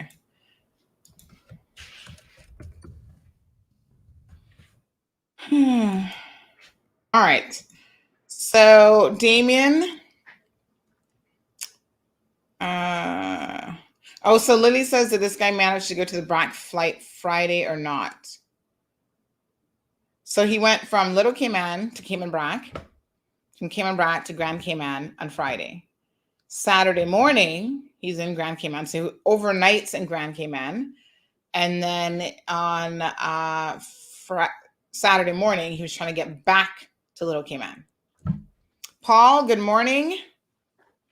So he did go to the BRAC, but on the leg coming this way. So Damon says, why are they still quarantining vaccinated frontline workers who come back negative? So you mean when they're exposed? I'm not quite sure I'm following that question. So Rachel says if almost everyone is vaccinated, almost all the breakthrough cases will be vaccinated people because it's the bigger population. However, in every country, everywhere, the vast majority of people who get seriously sick and need oxygen are those who are unvaccinated. Oh, yes. The NPR show is called Hidden Brain. Look this up, folks. If you like to learn something new, believe me when I tell you that you want to start listening to Hidden Brain. The most fascinating topics in the world. Everything from why anti-vaxxers think the way they do. Why, this is what it says. I know I've mentioned this on the show before. Hidden Brain explores the unconscious patterns that drive human behavior and questions that lie at the heart of our complex and changing world. So here's one from October the 25th. And the guy who narrates this show has the most interesting voice. This one says, we broke the planet. Now what? We actually have broken the planet, believe it or not. The halo effect. Ooh, I missed that one. Gotta listen to some of these. Here's another one, being kind to yourself. And you would be shocked and surprised at, what you learn.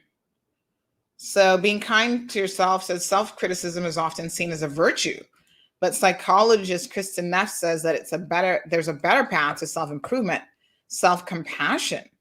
She says people who practice self-compassion are more conscientious and more likely to take responsibility for their mistakes. Interesting.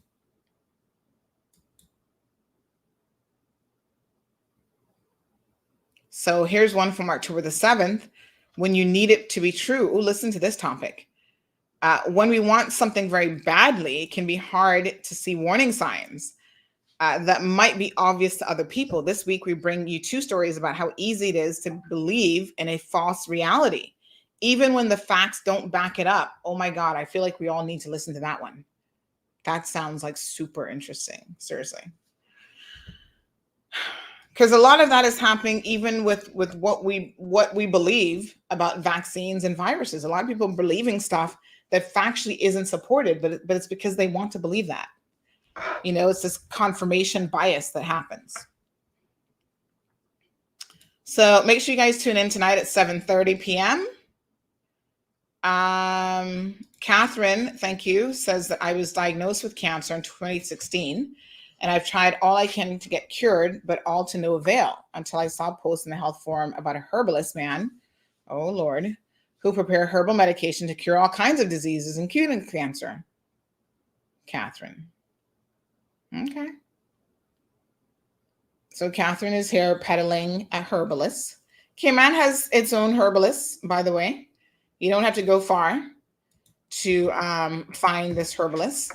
My question is this. I think that there is place in this world to believe in, bush tea, as people often call it. I don't see anything wrong with bush tea. There's cinnamon teas and peppermint teas and all kind of stuff that are known to help with stomach issues. When you get into more serious illnesses, it does become a little bit less convincing in terms of the actual evidence that's available and whether or not those things will cure anything.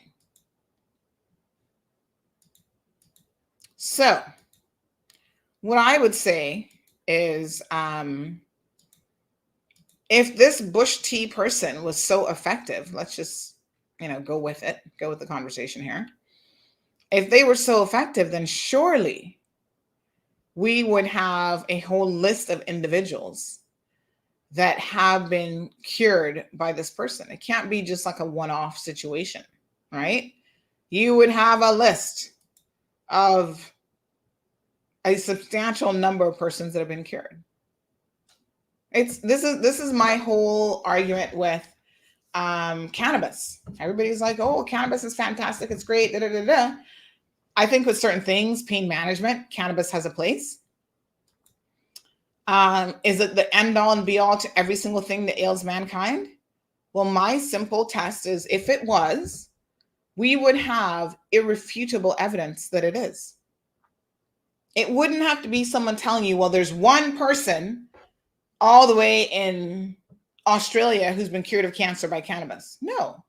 If cannabis was that effective, you would have 90% cure rate, even a 50% cure rate, even a 10% cure rate would be something to talk about. So if the numbers were there in my mind to support that, I would be all in. See, Jonathan says cannabis is a cure for everything. If it were, I think that would be something that you could not dispute. Does it help with certain things? No doubt. I'm sure that it does. Is it the cure-all for everything? I'm nowhere near convinced. There has to be data for me to believe these things. And, I don't sit here and toot the horn of COVID vaccines without any data. If the data didn't support what I was saying, I wouldn't be saying it. I wouldn't believe it. The other red flag for me is when someone like Catherine comes on the platform and makes a comment, and then I go look for her profile, and I see that it's not even a real profile. I'm like, well, Catherine, who are you? Because surely if this really happened to you, and if you had this story to tell, you would be more than gracious enough to share who you really are. Like, why are you hiding behind a fake profile? Carlos said that Damien says the food, work, and what you buy with pay was better. Also, the White Picket Fence stream. When was this? Back in the 60s? Carlos says that Cayman had polio in the 1950s. All school children were vaccinated and it was eradicated. Do we actually have any Caymanians that we know about that had polio? Maybe they recovered from it. I would love to interview them. Now that would be worth an interview. Who are they? Do we know of anybody? Can we put the call out there? Anybody in Cayman that has a relative, a family member that contracted polio, that suffered from polio, that knew anything about it, let me know, because I would be very, very interested to hear what that was like. I had for my previous husband, David Catron, I had his aunt. He had an aunt. Unfortunately, she was handicapped because of polio, and she had other issues as well. So she lived in an adult home facility pretty much her entire life. What was her name again? Auntie Jean something. Was it just Jean? Anyway, she was disfigured by polio. That was one of the things that was wrong with her. And so, you know, that was the only person that I kind of knew, but she wasn't really in a position to like have a conversation with you. So it's not like even then, when I lived in the States, I could have interviewed her. So Nicholas says that big pharma is the problem. Imagine the effect on this industry if the truth came out about herbs. Listen, big pharma can't stop anybody. See, this is where, again, confirmation bias wants you to believe that. But think about this, Nicholas. Think about the people who are anti-big pharma.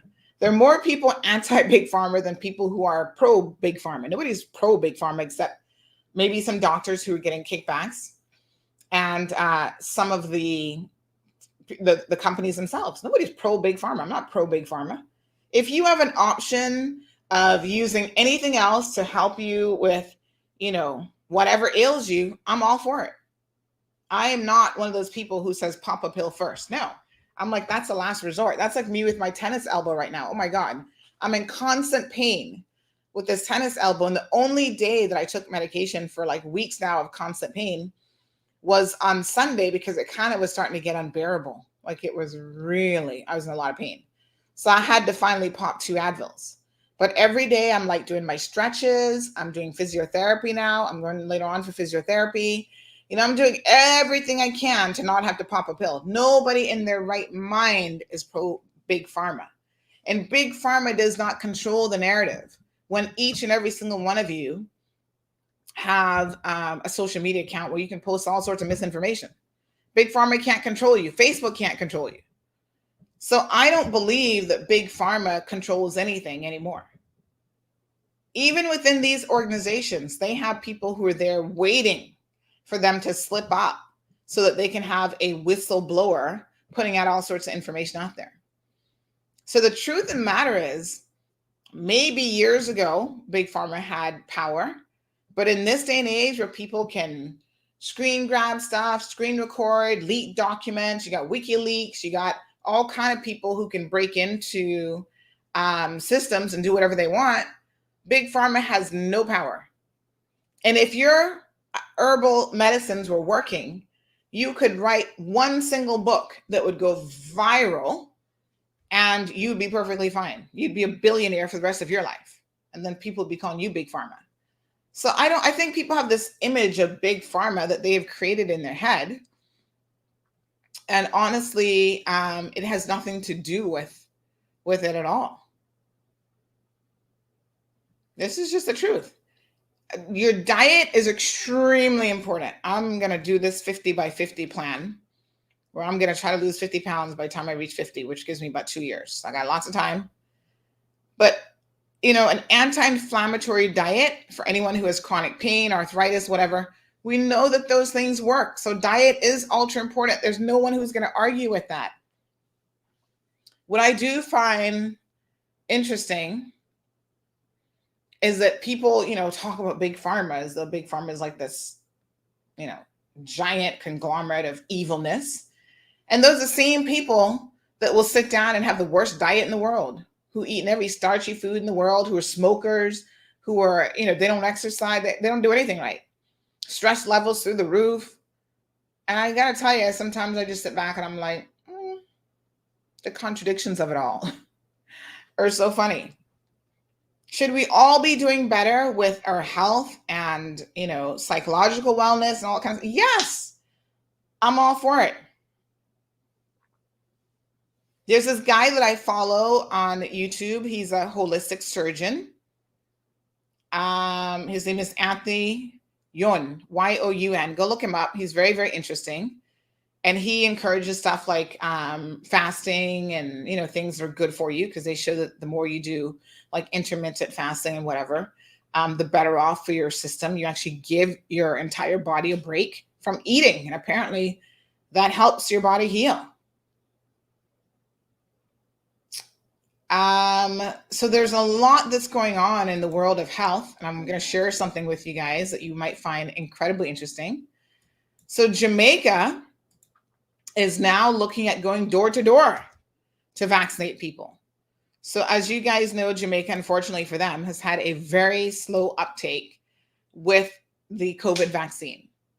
It's still probably 10% or less of their population of some 3 million people. Yes, Nicholas, nothing is stopping you from writing a book. It's the easiest thing in the world now to write a book because everybody's reading ebooks, right? You can self-publish your books.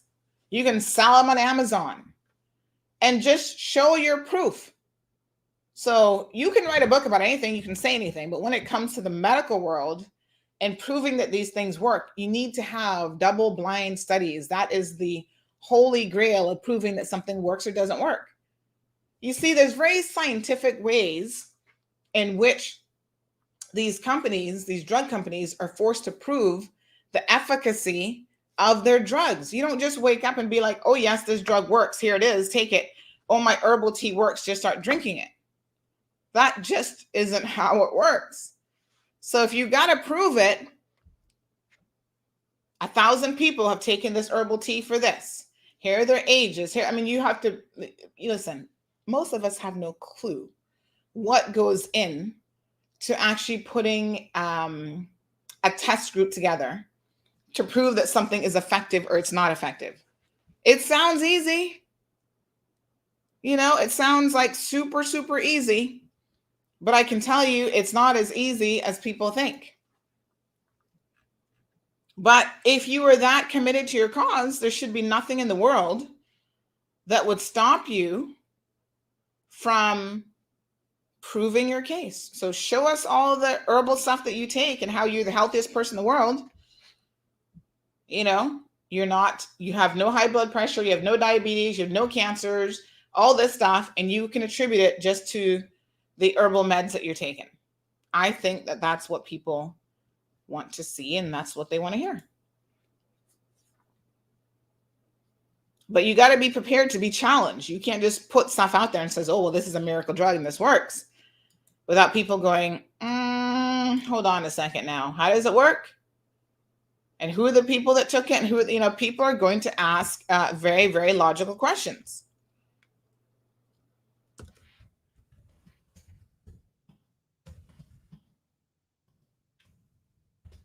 All right. So listen, Jamaica is saying that they're going to start going door to door.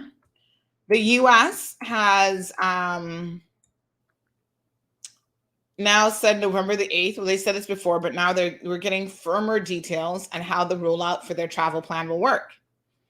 So children under the age of 18 who are unvaccinated against the coronavirus and a limited category of foreigners arriving from countries with low vaccination rates are among the travelers exempted from the forthcoming requirements for you to be able to enter the United States of America. So they're going to be lifting restrictions, but by and large, the lifting of restrictions come November the 8th will be for fully vaccinated travelers only.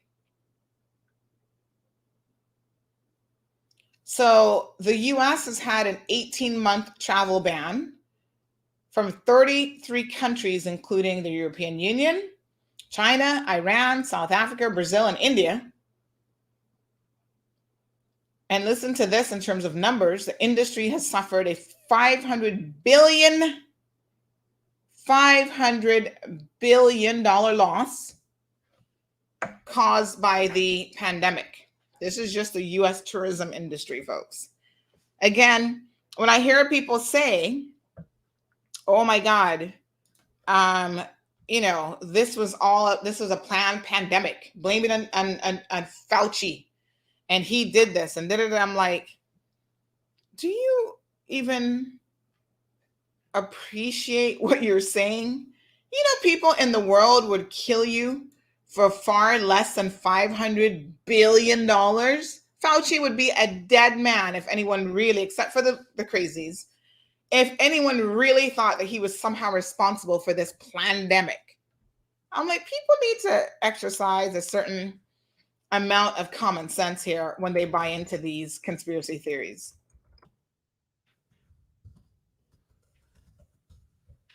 Honestly, the entire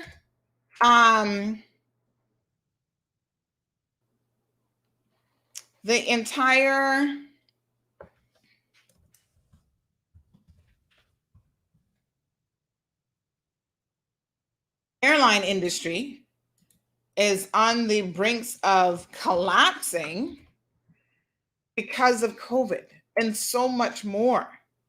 In New York City alone, the lack of tourists has wiped out almost 100,000 jobs and resulted in a loss of more than $60 billion in revenue. That's just in New York City alone.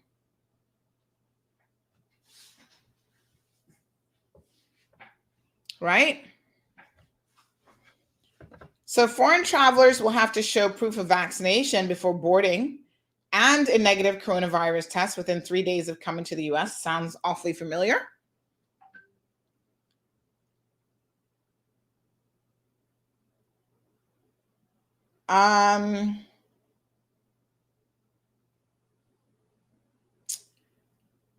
For unvaccinated Americans, so now this isn't just travelers, Americans will have conditions as well.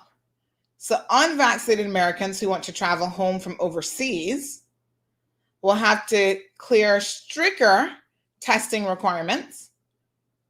They're going to need to test negative for the coronavirus 1 day before traveling and show proof that they have bought a test to take after arriving in the US. So this is the lateral flow test. So they want them to test when they get back too.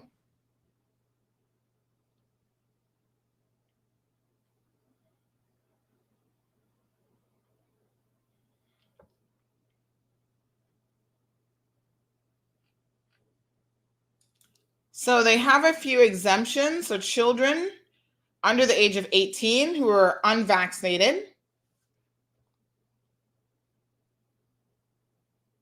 So this is all going down November the 8th. Fully vaccinated people, international travelers, are able to now travel back into the US.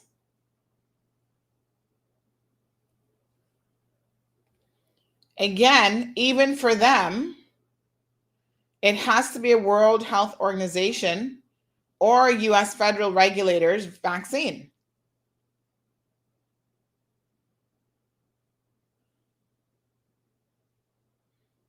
Now, there are some people, like in certain countries, because remember, there actually is limited access to the global supply of the vaccine. I know in Cayman, we don't appreciate that because we have so much of it here that people can quibble over it.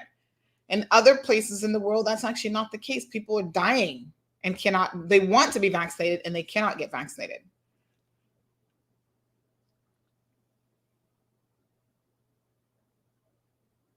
So children older than 2 who are traveling with a fully vaccinated adult will need to show a negative coronavirus test within 3 days of their departure.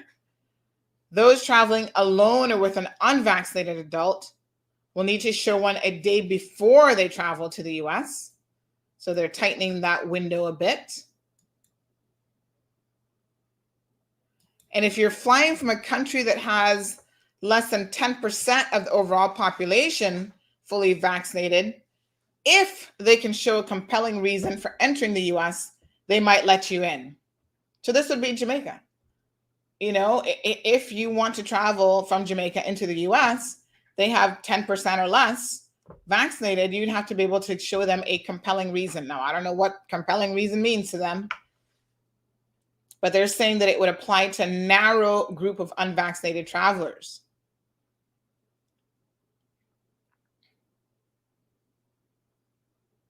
And in some cases, you can get an emergency or humanitarian need to travel in order to cross US borders.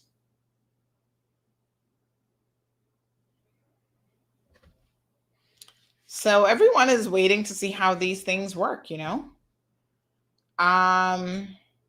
Fully vaccinated American citizens or legal permanent residents arriving by sea or air will need to show proof of a negative coronavirus test within 3 days of traveling. And again, if you're unvaccinated, it's 1 day of traveling. Anyone crossing the border between Canada and Mexico will not have a testing requirement.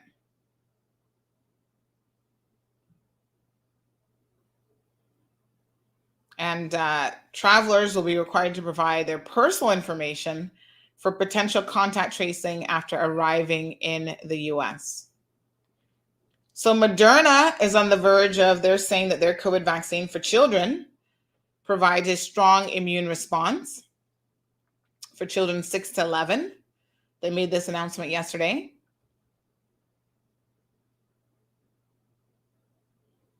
And they said that after 1 month, 1 month after immunization was completed, children in Moderna's trial had antibody levels that were 1.5 times higher than those seen in young adults. So they've not yet released the full data. And remember, now they're going to actually publish it in a peer-reviewed journal. So this is all part of the process of, so remember now I'm telling you with your medicinal stuff, this is what you have to do. You have to provide your data, show how you collected it, how you came about it, and publish it in a peer review.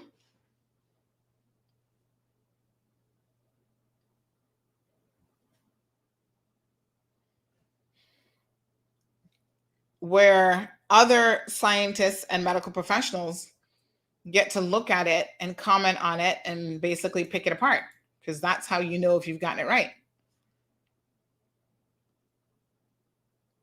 So the Food and Advisory Committee to the Food and Drug Administration is scheduled to review data for the Pfizer BioNTech vaccine in children ages 5 to 11. So the Moderna group included some 4,753 children. They got 2 shots given 28 days apart. They received 50 micrograms of the vaccine, which is half the adult dosage in 1 shot. So it seems like with the younger kids, what they're doing is actually adjusting the dosage amount, which is normally what happens.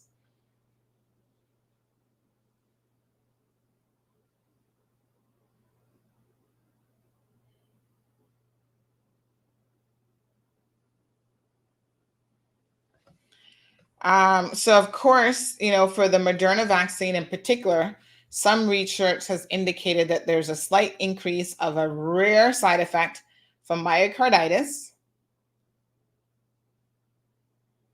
And in July, the FDA asked both Pfizer and Moderna to expand the size of their trials in order to detect less common side effects. So that's important. The trial numbers do matter. Now, when you have over 6 billion people now that have been vaccinated, you can see that the incidence of myocarditis, and there's one other one, I forget what the name of that one is now, another heart-related thing, is so incredibly small that it is far less than what you would get if you actually caught the vaccine. I mean, the virus, sorry. So, you know, it's like people who are out there pushing and say, oh, well, let me catch this virus and acquire natural immunity. And then they argue that one of the reasons why they want to be able to do that is so that they don't get myocarditis. That argument actually makes no sense.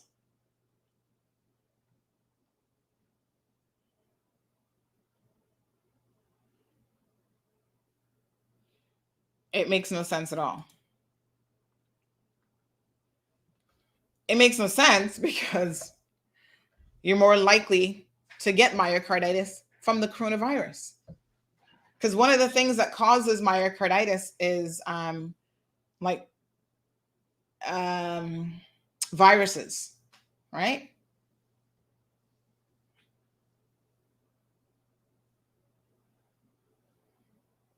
So Louis says, so it's your elbow pain. Would you consider cannabis instead of the Advil? Probably inflammation.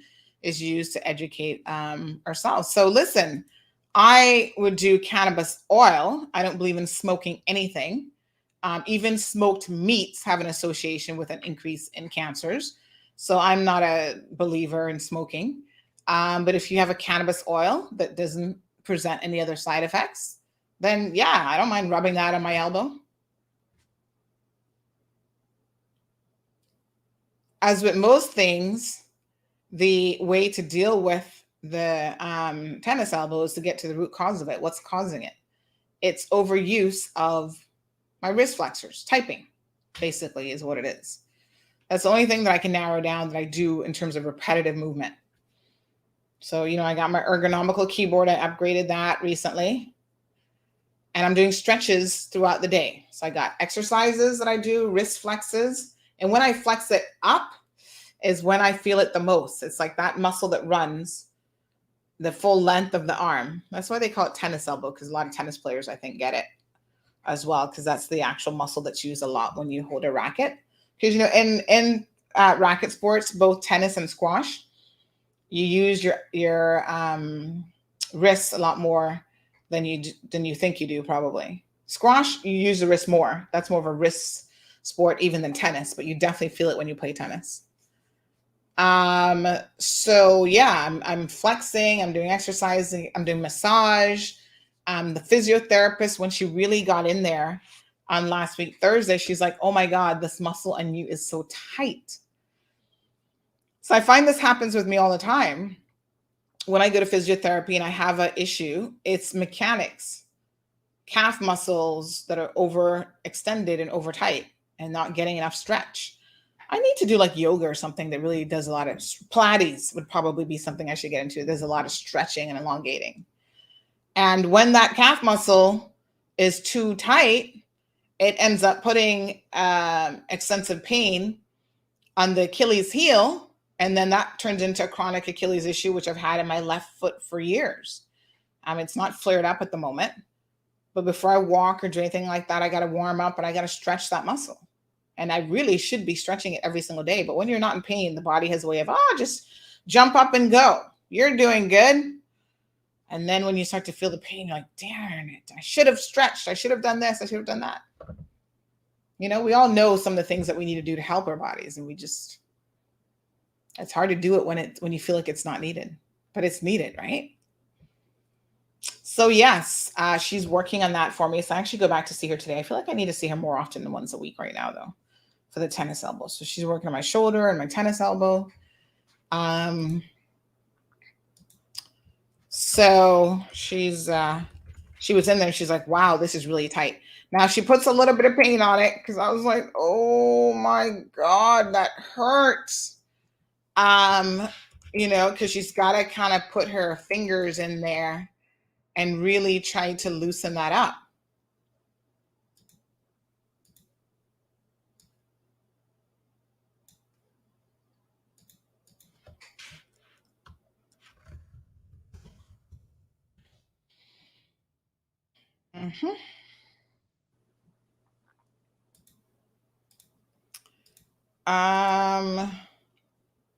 All right. Thank you, Jonathan. He's a proponent of cannabis. Says there's decades of research. Well, unfortunately, the decades of research has not been done. It's not double-blind, peer-reviewed research that shows it's as wonderful as you think. I'm telling you, I have searched far and wide. So I'm open to the conversation. Show me the decades of research by any company, even European companies, because there have been some European companies that have tested it. And the things that their research actually shows is that cannabis is extremely dangerous for teenagers, for the fully undeveloped mind, which doesn't get fully developed until like you're in your mid-20s. It can lead to all sorts of psychological issues. That's what research has shown. So I'm open to looking at your research. So when you make a statement like there's tons of research, I'm like, hey, show me the research. I will read it.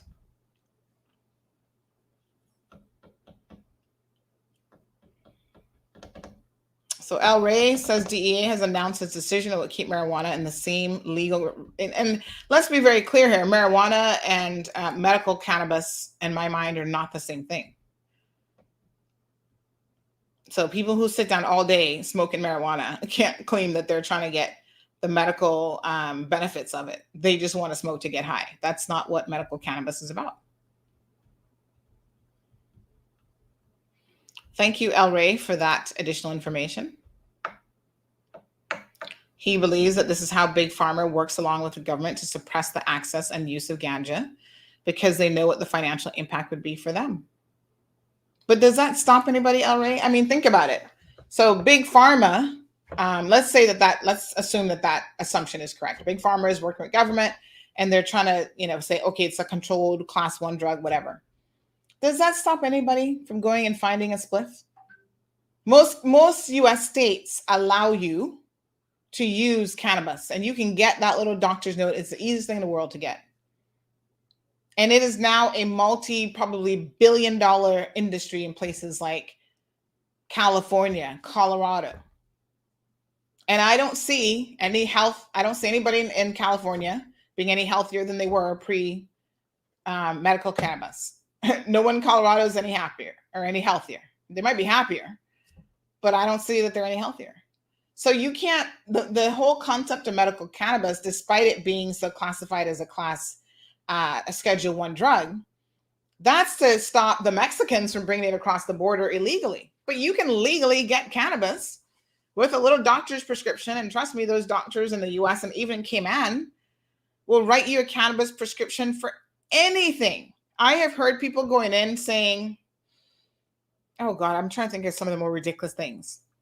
And certain local facilities on island will write you a cannabis prescription for anything because they're now making money off of cannabis. So the irony of it is the cannabis industry is now becoming the big pharma of what big pharma was. It's not big pharma in that it's like, it's the doctors writing these prescriptions. They're peddling in the vapes. They're doing all sorts of stuff to make money. Everything they do is about making money. They don't care what ails you. They're like, oh, you want cannabis oil? Great, because they know it's so popular. In fact, there have been people who've been caught smoking marijuana illegally, and then they have gone to, after they got arrested and after they got charged, they've gone to a doctor's office to get a note retroactively. Like, oh, can you backdate it for me? So that when I go to court, I can say, oh, yes, I forgot. I have a cannabis note.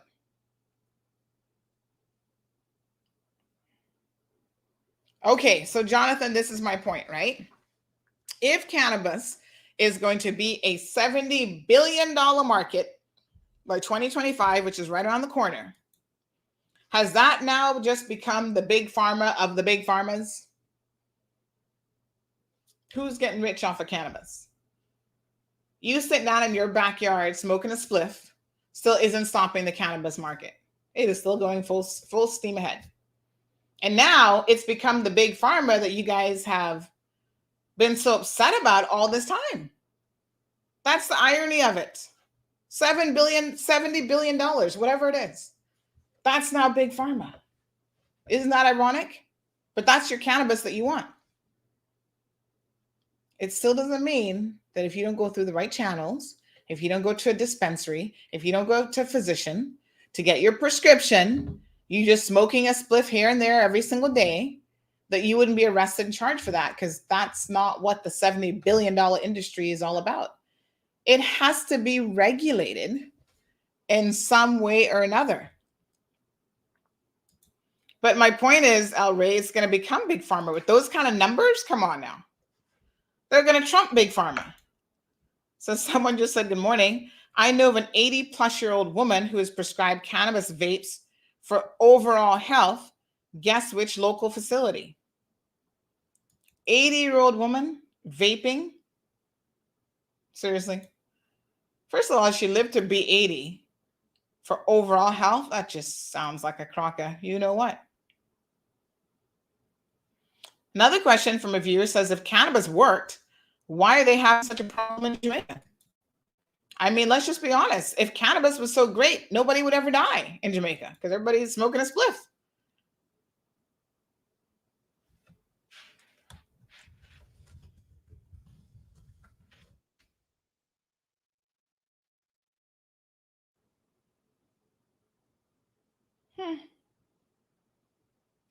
I'm just saying, folks. I'm just saying.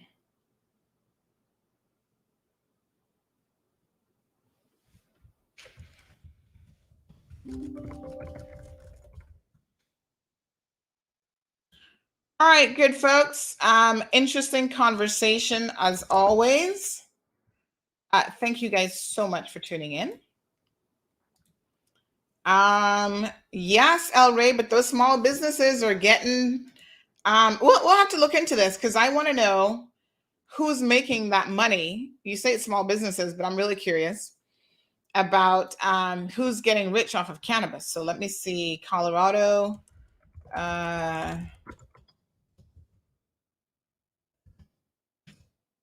me see here now. Who's getting rich off of cannabis? Well, it's already been asked. April the 10th, 2021.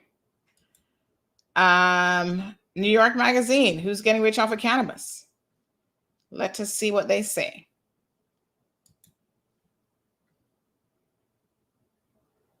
So this was a legalization of recreational marijuana for people over 21. Lawmakers and experts predict that the weed business will rake in $4.2 billion in annual revenue.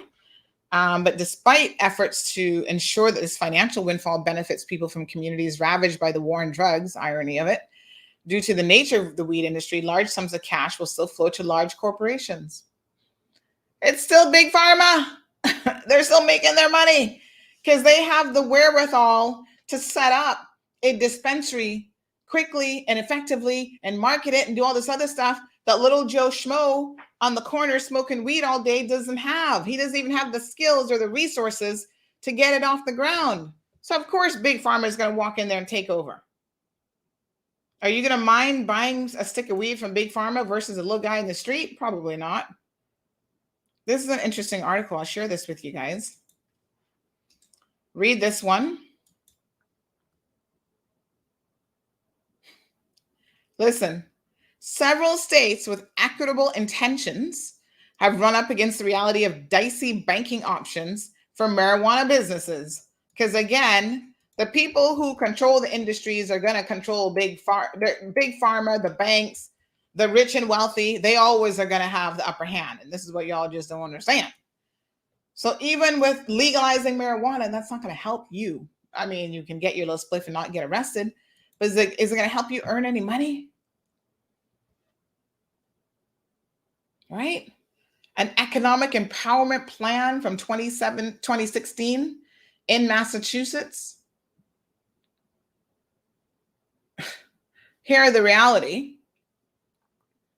As of 2020, 2 years after legal sales began in the state, 0 EEP, economic empowerment plan applicants had managed to open a cannabis business. Right? Why? Because dispensary licenses were effectively auctioned off to the highest bidder by towns given the final say over whether or not they would allow sales in their communities. Yes, because somebody comes in and says, oh, look, I can put up a dispensary that's going to be professional. We're going to have these control measures. We're not going to have drunkards hanging out, all day outside of our business. We're going to have security. We're going to have this and that, all this kind of stuff. Little Jonathan here wants to do the same thing, but, he puts together his little proposal to the town and they're like, we don't think that Jonathan's going to be able to do it. We would trust the company that has the financial backing already and has a proven history and track record. Let me give you guys another article to read. Cannabis capitalism in The Guardian. Who is making money in the marijuana industry? It's great to think that marijuana is going to be the equalizer for Jonathan and other disenfranchised young people, mostly young people of color, to be able to jump in there and make tons of money. But the reality is it ain't going to happen.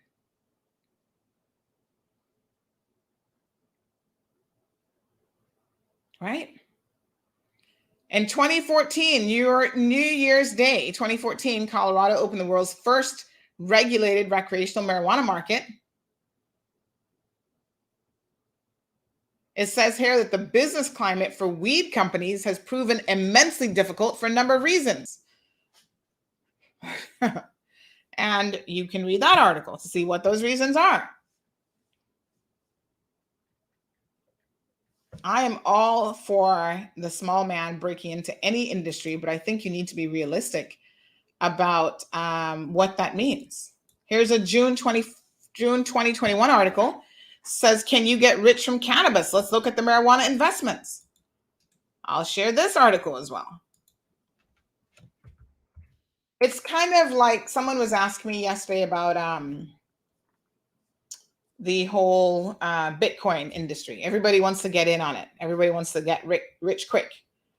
And boy, there are some people who are making some money in this virtual currency. And this person said, you know, what about us? What about the little person? How do we get in? What, you know? Well, I've seen a lot of little people in Cayman tried their hand at it and they lost thousands of dollars. That's all I saw. Remember when that was a thing a couple of years ago? I remember Skylar, the hairdresser. I went to get my hair done and Skylar's there. Oh, hold on one second. Don't make the color burn your hair because I got to go check what's going on with the bit currency market right now. I'm like, Skylar, shouldn't you be focusing on doing what you do best? Which is try to color my hair without making it fall off or damage it. You know now all about Bitcoins? Oh, yes. Oh, yes. Somebody came and recruited me and they sent me this package. And so now I'm an expert looking at my computer and reading and interpreting Bitcoin markets. Okay. A couple months later, because there are people ringing off my phone about Bitcoin, honey child. Oh, Sandy, you know so many people. You need to get in on the Bitcoin market. Da, da, da, da, da, da, da. And I'm like, as a poor person, I'm a little bit more cautious with my coins because I ain't got nothing to waste. So I appreciate your enthusiasm about the Bitcoin market, but I will sit back and watch and see what happens. And within a couple months, the conversation went flat. All of you who got into these pyramid schemes and signed up and did the most, tell me right now, how is your Bitcoin account doing? I want to know. You recruited a few people.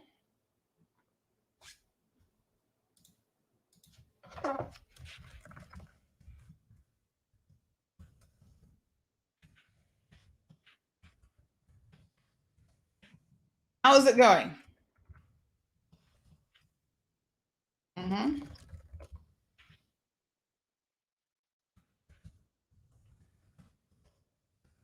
I know a few people, they don't talk about it anymore, but they were trying to recruit me heavily. And I'm just like, y'all were the same people trying to do the airline business. I remember that one when they were saying, oh, yes, you can now open up your own airline industry and you get your own airline website. I'm like, do y'all not know anything about business? That doesn't make you an airline business or an airline company. Or now you can start selling to your friends and I'm like, you know anything about running a travel agency business? I'm not saying that it's not lucrative, but it's not as easy as that. So everyone in Cayman, this was a premise. All you had to do is pay $500 and you got a travel website. And because travel is a multi-billion-dollar industry, you now get a piece of pie. Easy as that. And all you have to do is sign up your friends. Well, red flag right there, honey. You know what that is? That's called a pyramid scheme. Here we go again with these pyramid schemes. You can package them any way that you want. If your bottom dollar is dependent on you signing other people up to make money, it is a pyramid scheme and it is doomed to failure because there's only so many people you're going to be able to sign up, honey child. There was one years ago. Who was involved in that? Colin Anglin. Colin, I would like to know whatever happened to that one. That was some kind of man, they even had one big time meeting at one of the hotels. What the hell was it called again?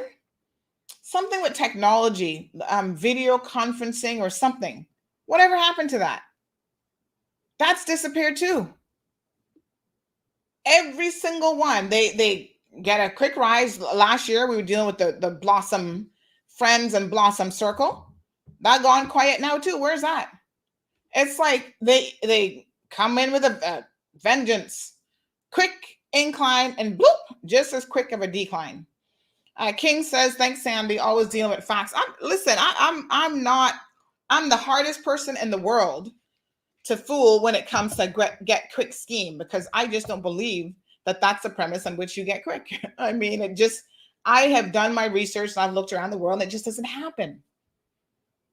Most people make their money out of being very methodical, working harder, smarter, investments that pay off over time. There's very few things that is going to make you a millionaire overnight. And anything that comes and promises you quick return, 25% on your investment, it is fool's gold.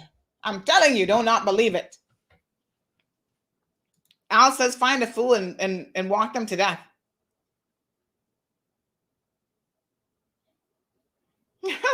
Sandra says, thanks. You are easy on the eyes with the filter. Love you, but sometimes you talk shit. Kiss, kiss. Well, Sandra, you yourself has admitted every Thursday you get drunk and talk shit. So, I mean, if I talk it sometimes, that means that what's sometimes to you? 20%, 10%? But the beauty of it is you don't have to sit here and listen to any of it. Personal choice, freedom. It is what it is. You can go and find someone who says what you want to hear.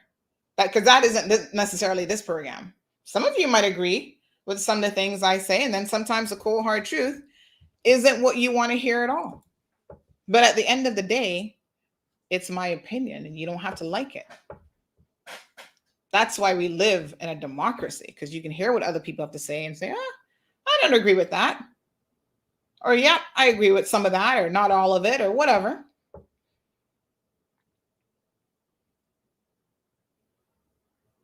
But, the world is so incredibly interesting. I know so many people who fall and prey over the years to one pyramid scheme after another. And there's certain personalities, Al, when you talk about find a fool and ride them to death, I have noticed that there are certain personalities that seem to be drawn to these get rich quick schemes, because it's always the same people over and over again who are messaging me about, I've got the latest thing for you to get into. And I'm like, really? Again? And you know what I always say to them?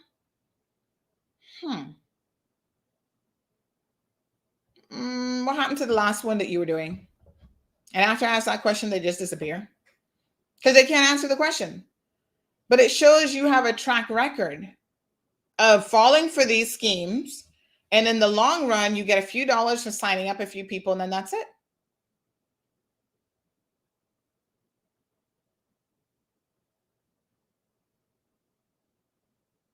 I'm looking back at one individual in particular who's been messaging me since 2016 and every new thing.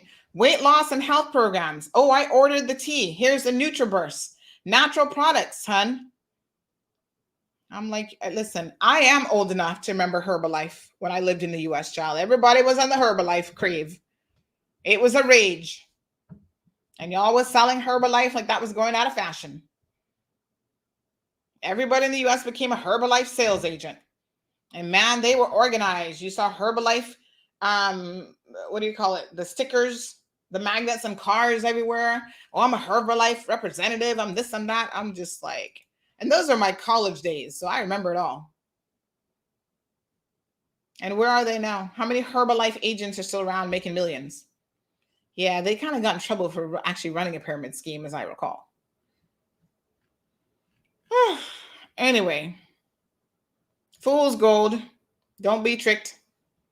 And when you get caught up, I think sometimes all sorts of people might get caught up in this stuff. When you do get caught up in it, you take your losses and it is what it is. You just keep it moving, I guess.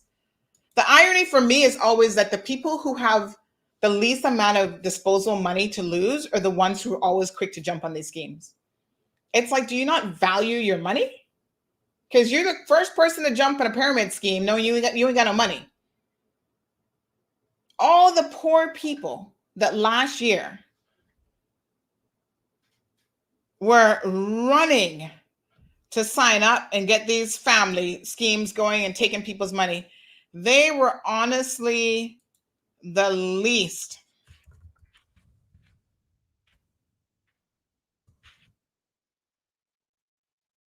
able to actually find that money. Some of them call me crying about, oh, they don't have no money to pay bills. Then why you just gave somebody $500 or more of your money? You should have taken that and paid CUC. But again, but I'm going to give somebody $500 and I'm going to make $8,000. Somehow that makes sense to me. Let me think about that. Because in life, you've been taught that you get something for nothing, right? That's how you were brought up, to believe money falls out of the sky and just hits you, a bag of money hits you in the top of your head, that you can get 1,000% return on your money, and that's normal. Okay. Al says, my friend's trying to get me into it. I said, I'll sit back and watch. That's what I always say too. I said, give it 6 months. Come back and check me in 6 months. If it's still popping off in 6 months, I'm in as an investor. And I can't think of a single scheme that 6 months later, y'all was still excited about it. Folks, thank you guys so much for joining in today. El Ray, Jonathan, Al, Miss Sue, Louie, Nicholas, Damien, Carlos, everybody that was here. Sandra, Sherry Ann, Phil, Irvelyn, Vanessa, Aliano, Johan. Thank you all for tuning in today. Please do not forget there's a stolen van that was stolen from Lee's Office Supplies. This is what the van looked like. Somebody stole it from the back of Lee's Office Supply in Paddington Place. Would appreciate you ensuring that you keep an eye out for this van. If you see it, contact the authorities.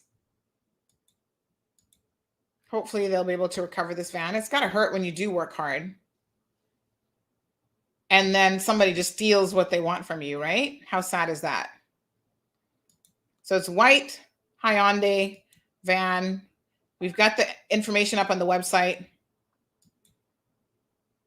Check it out, folks. Tune in today, 7:30 p.m. The HSA joins us to talk about their preparedness, which means our preparedness as a country.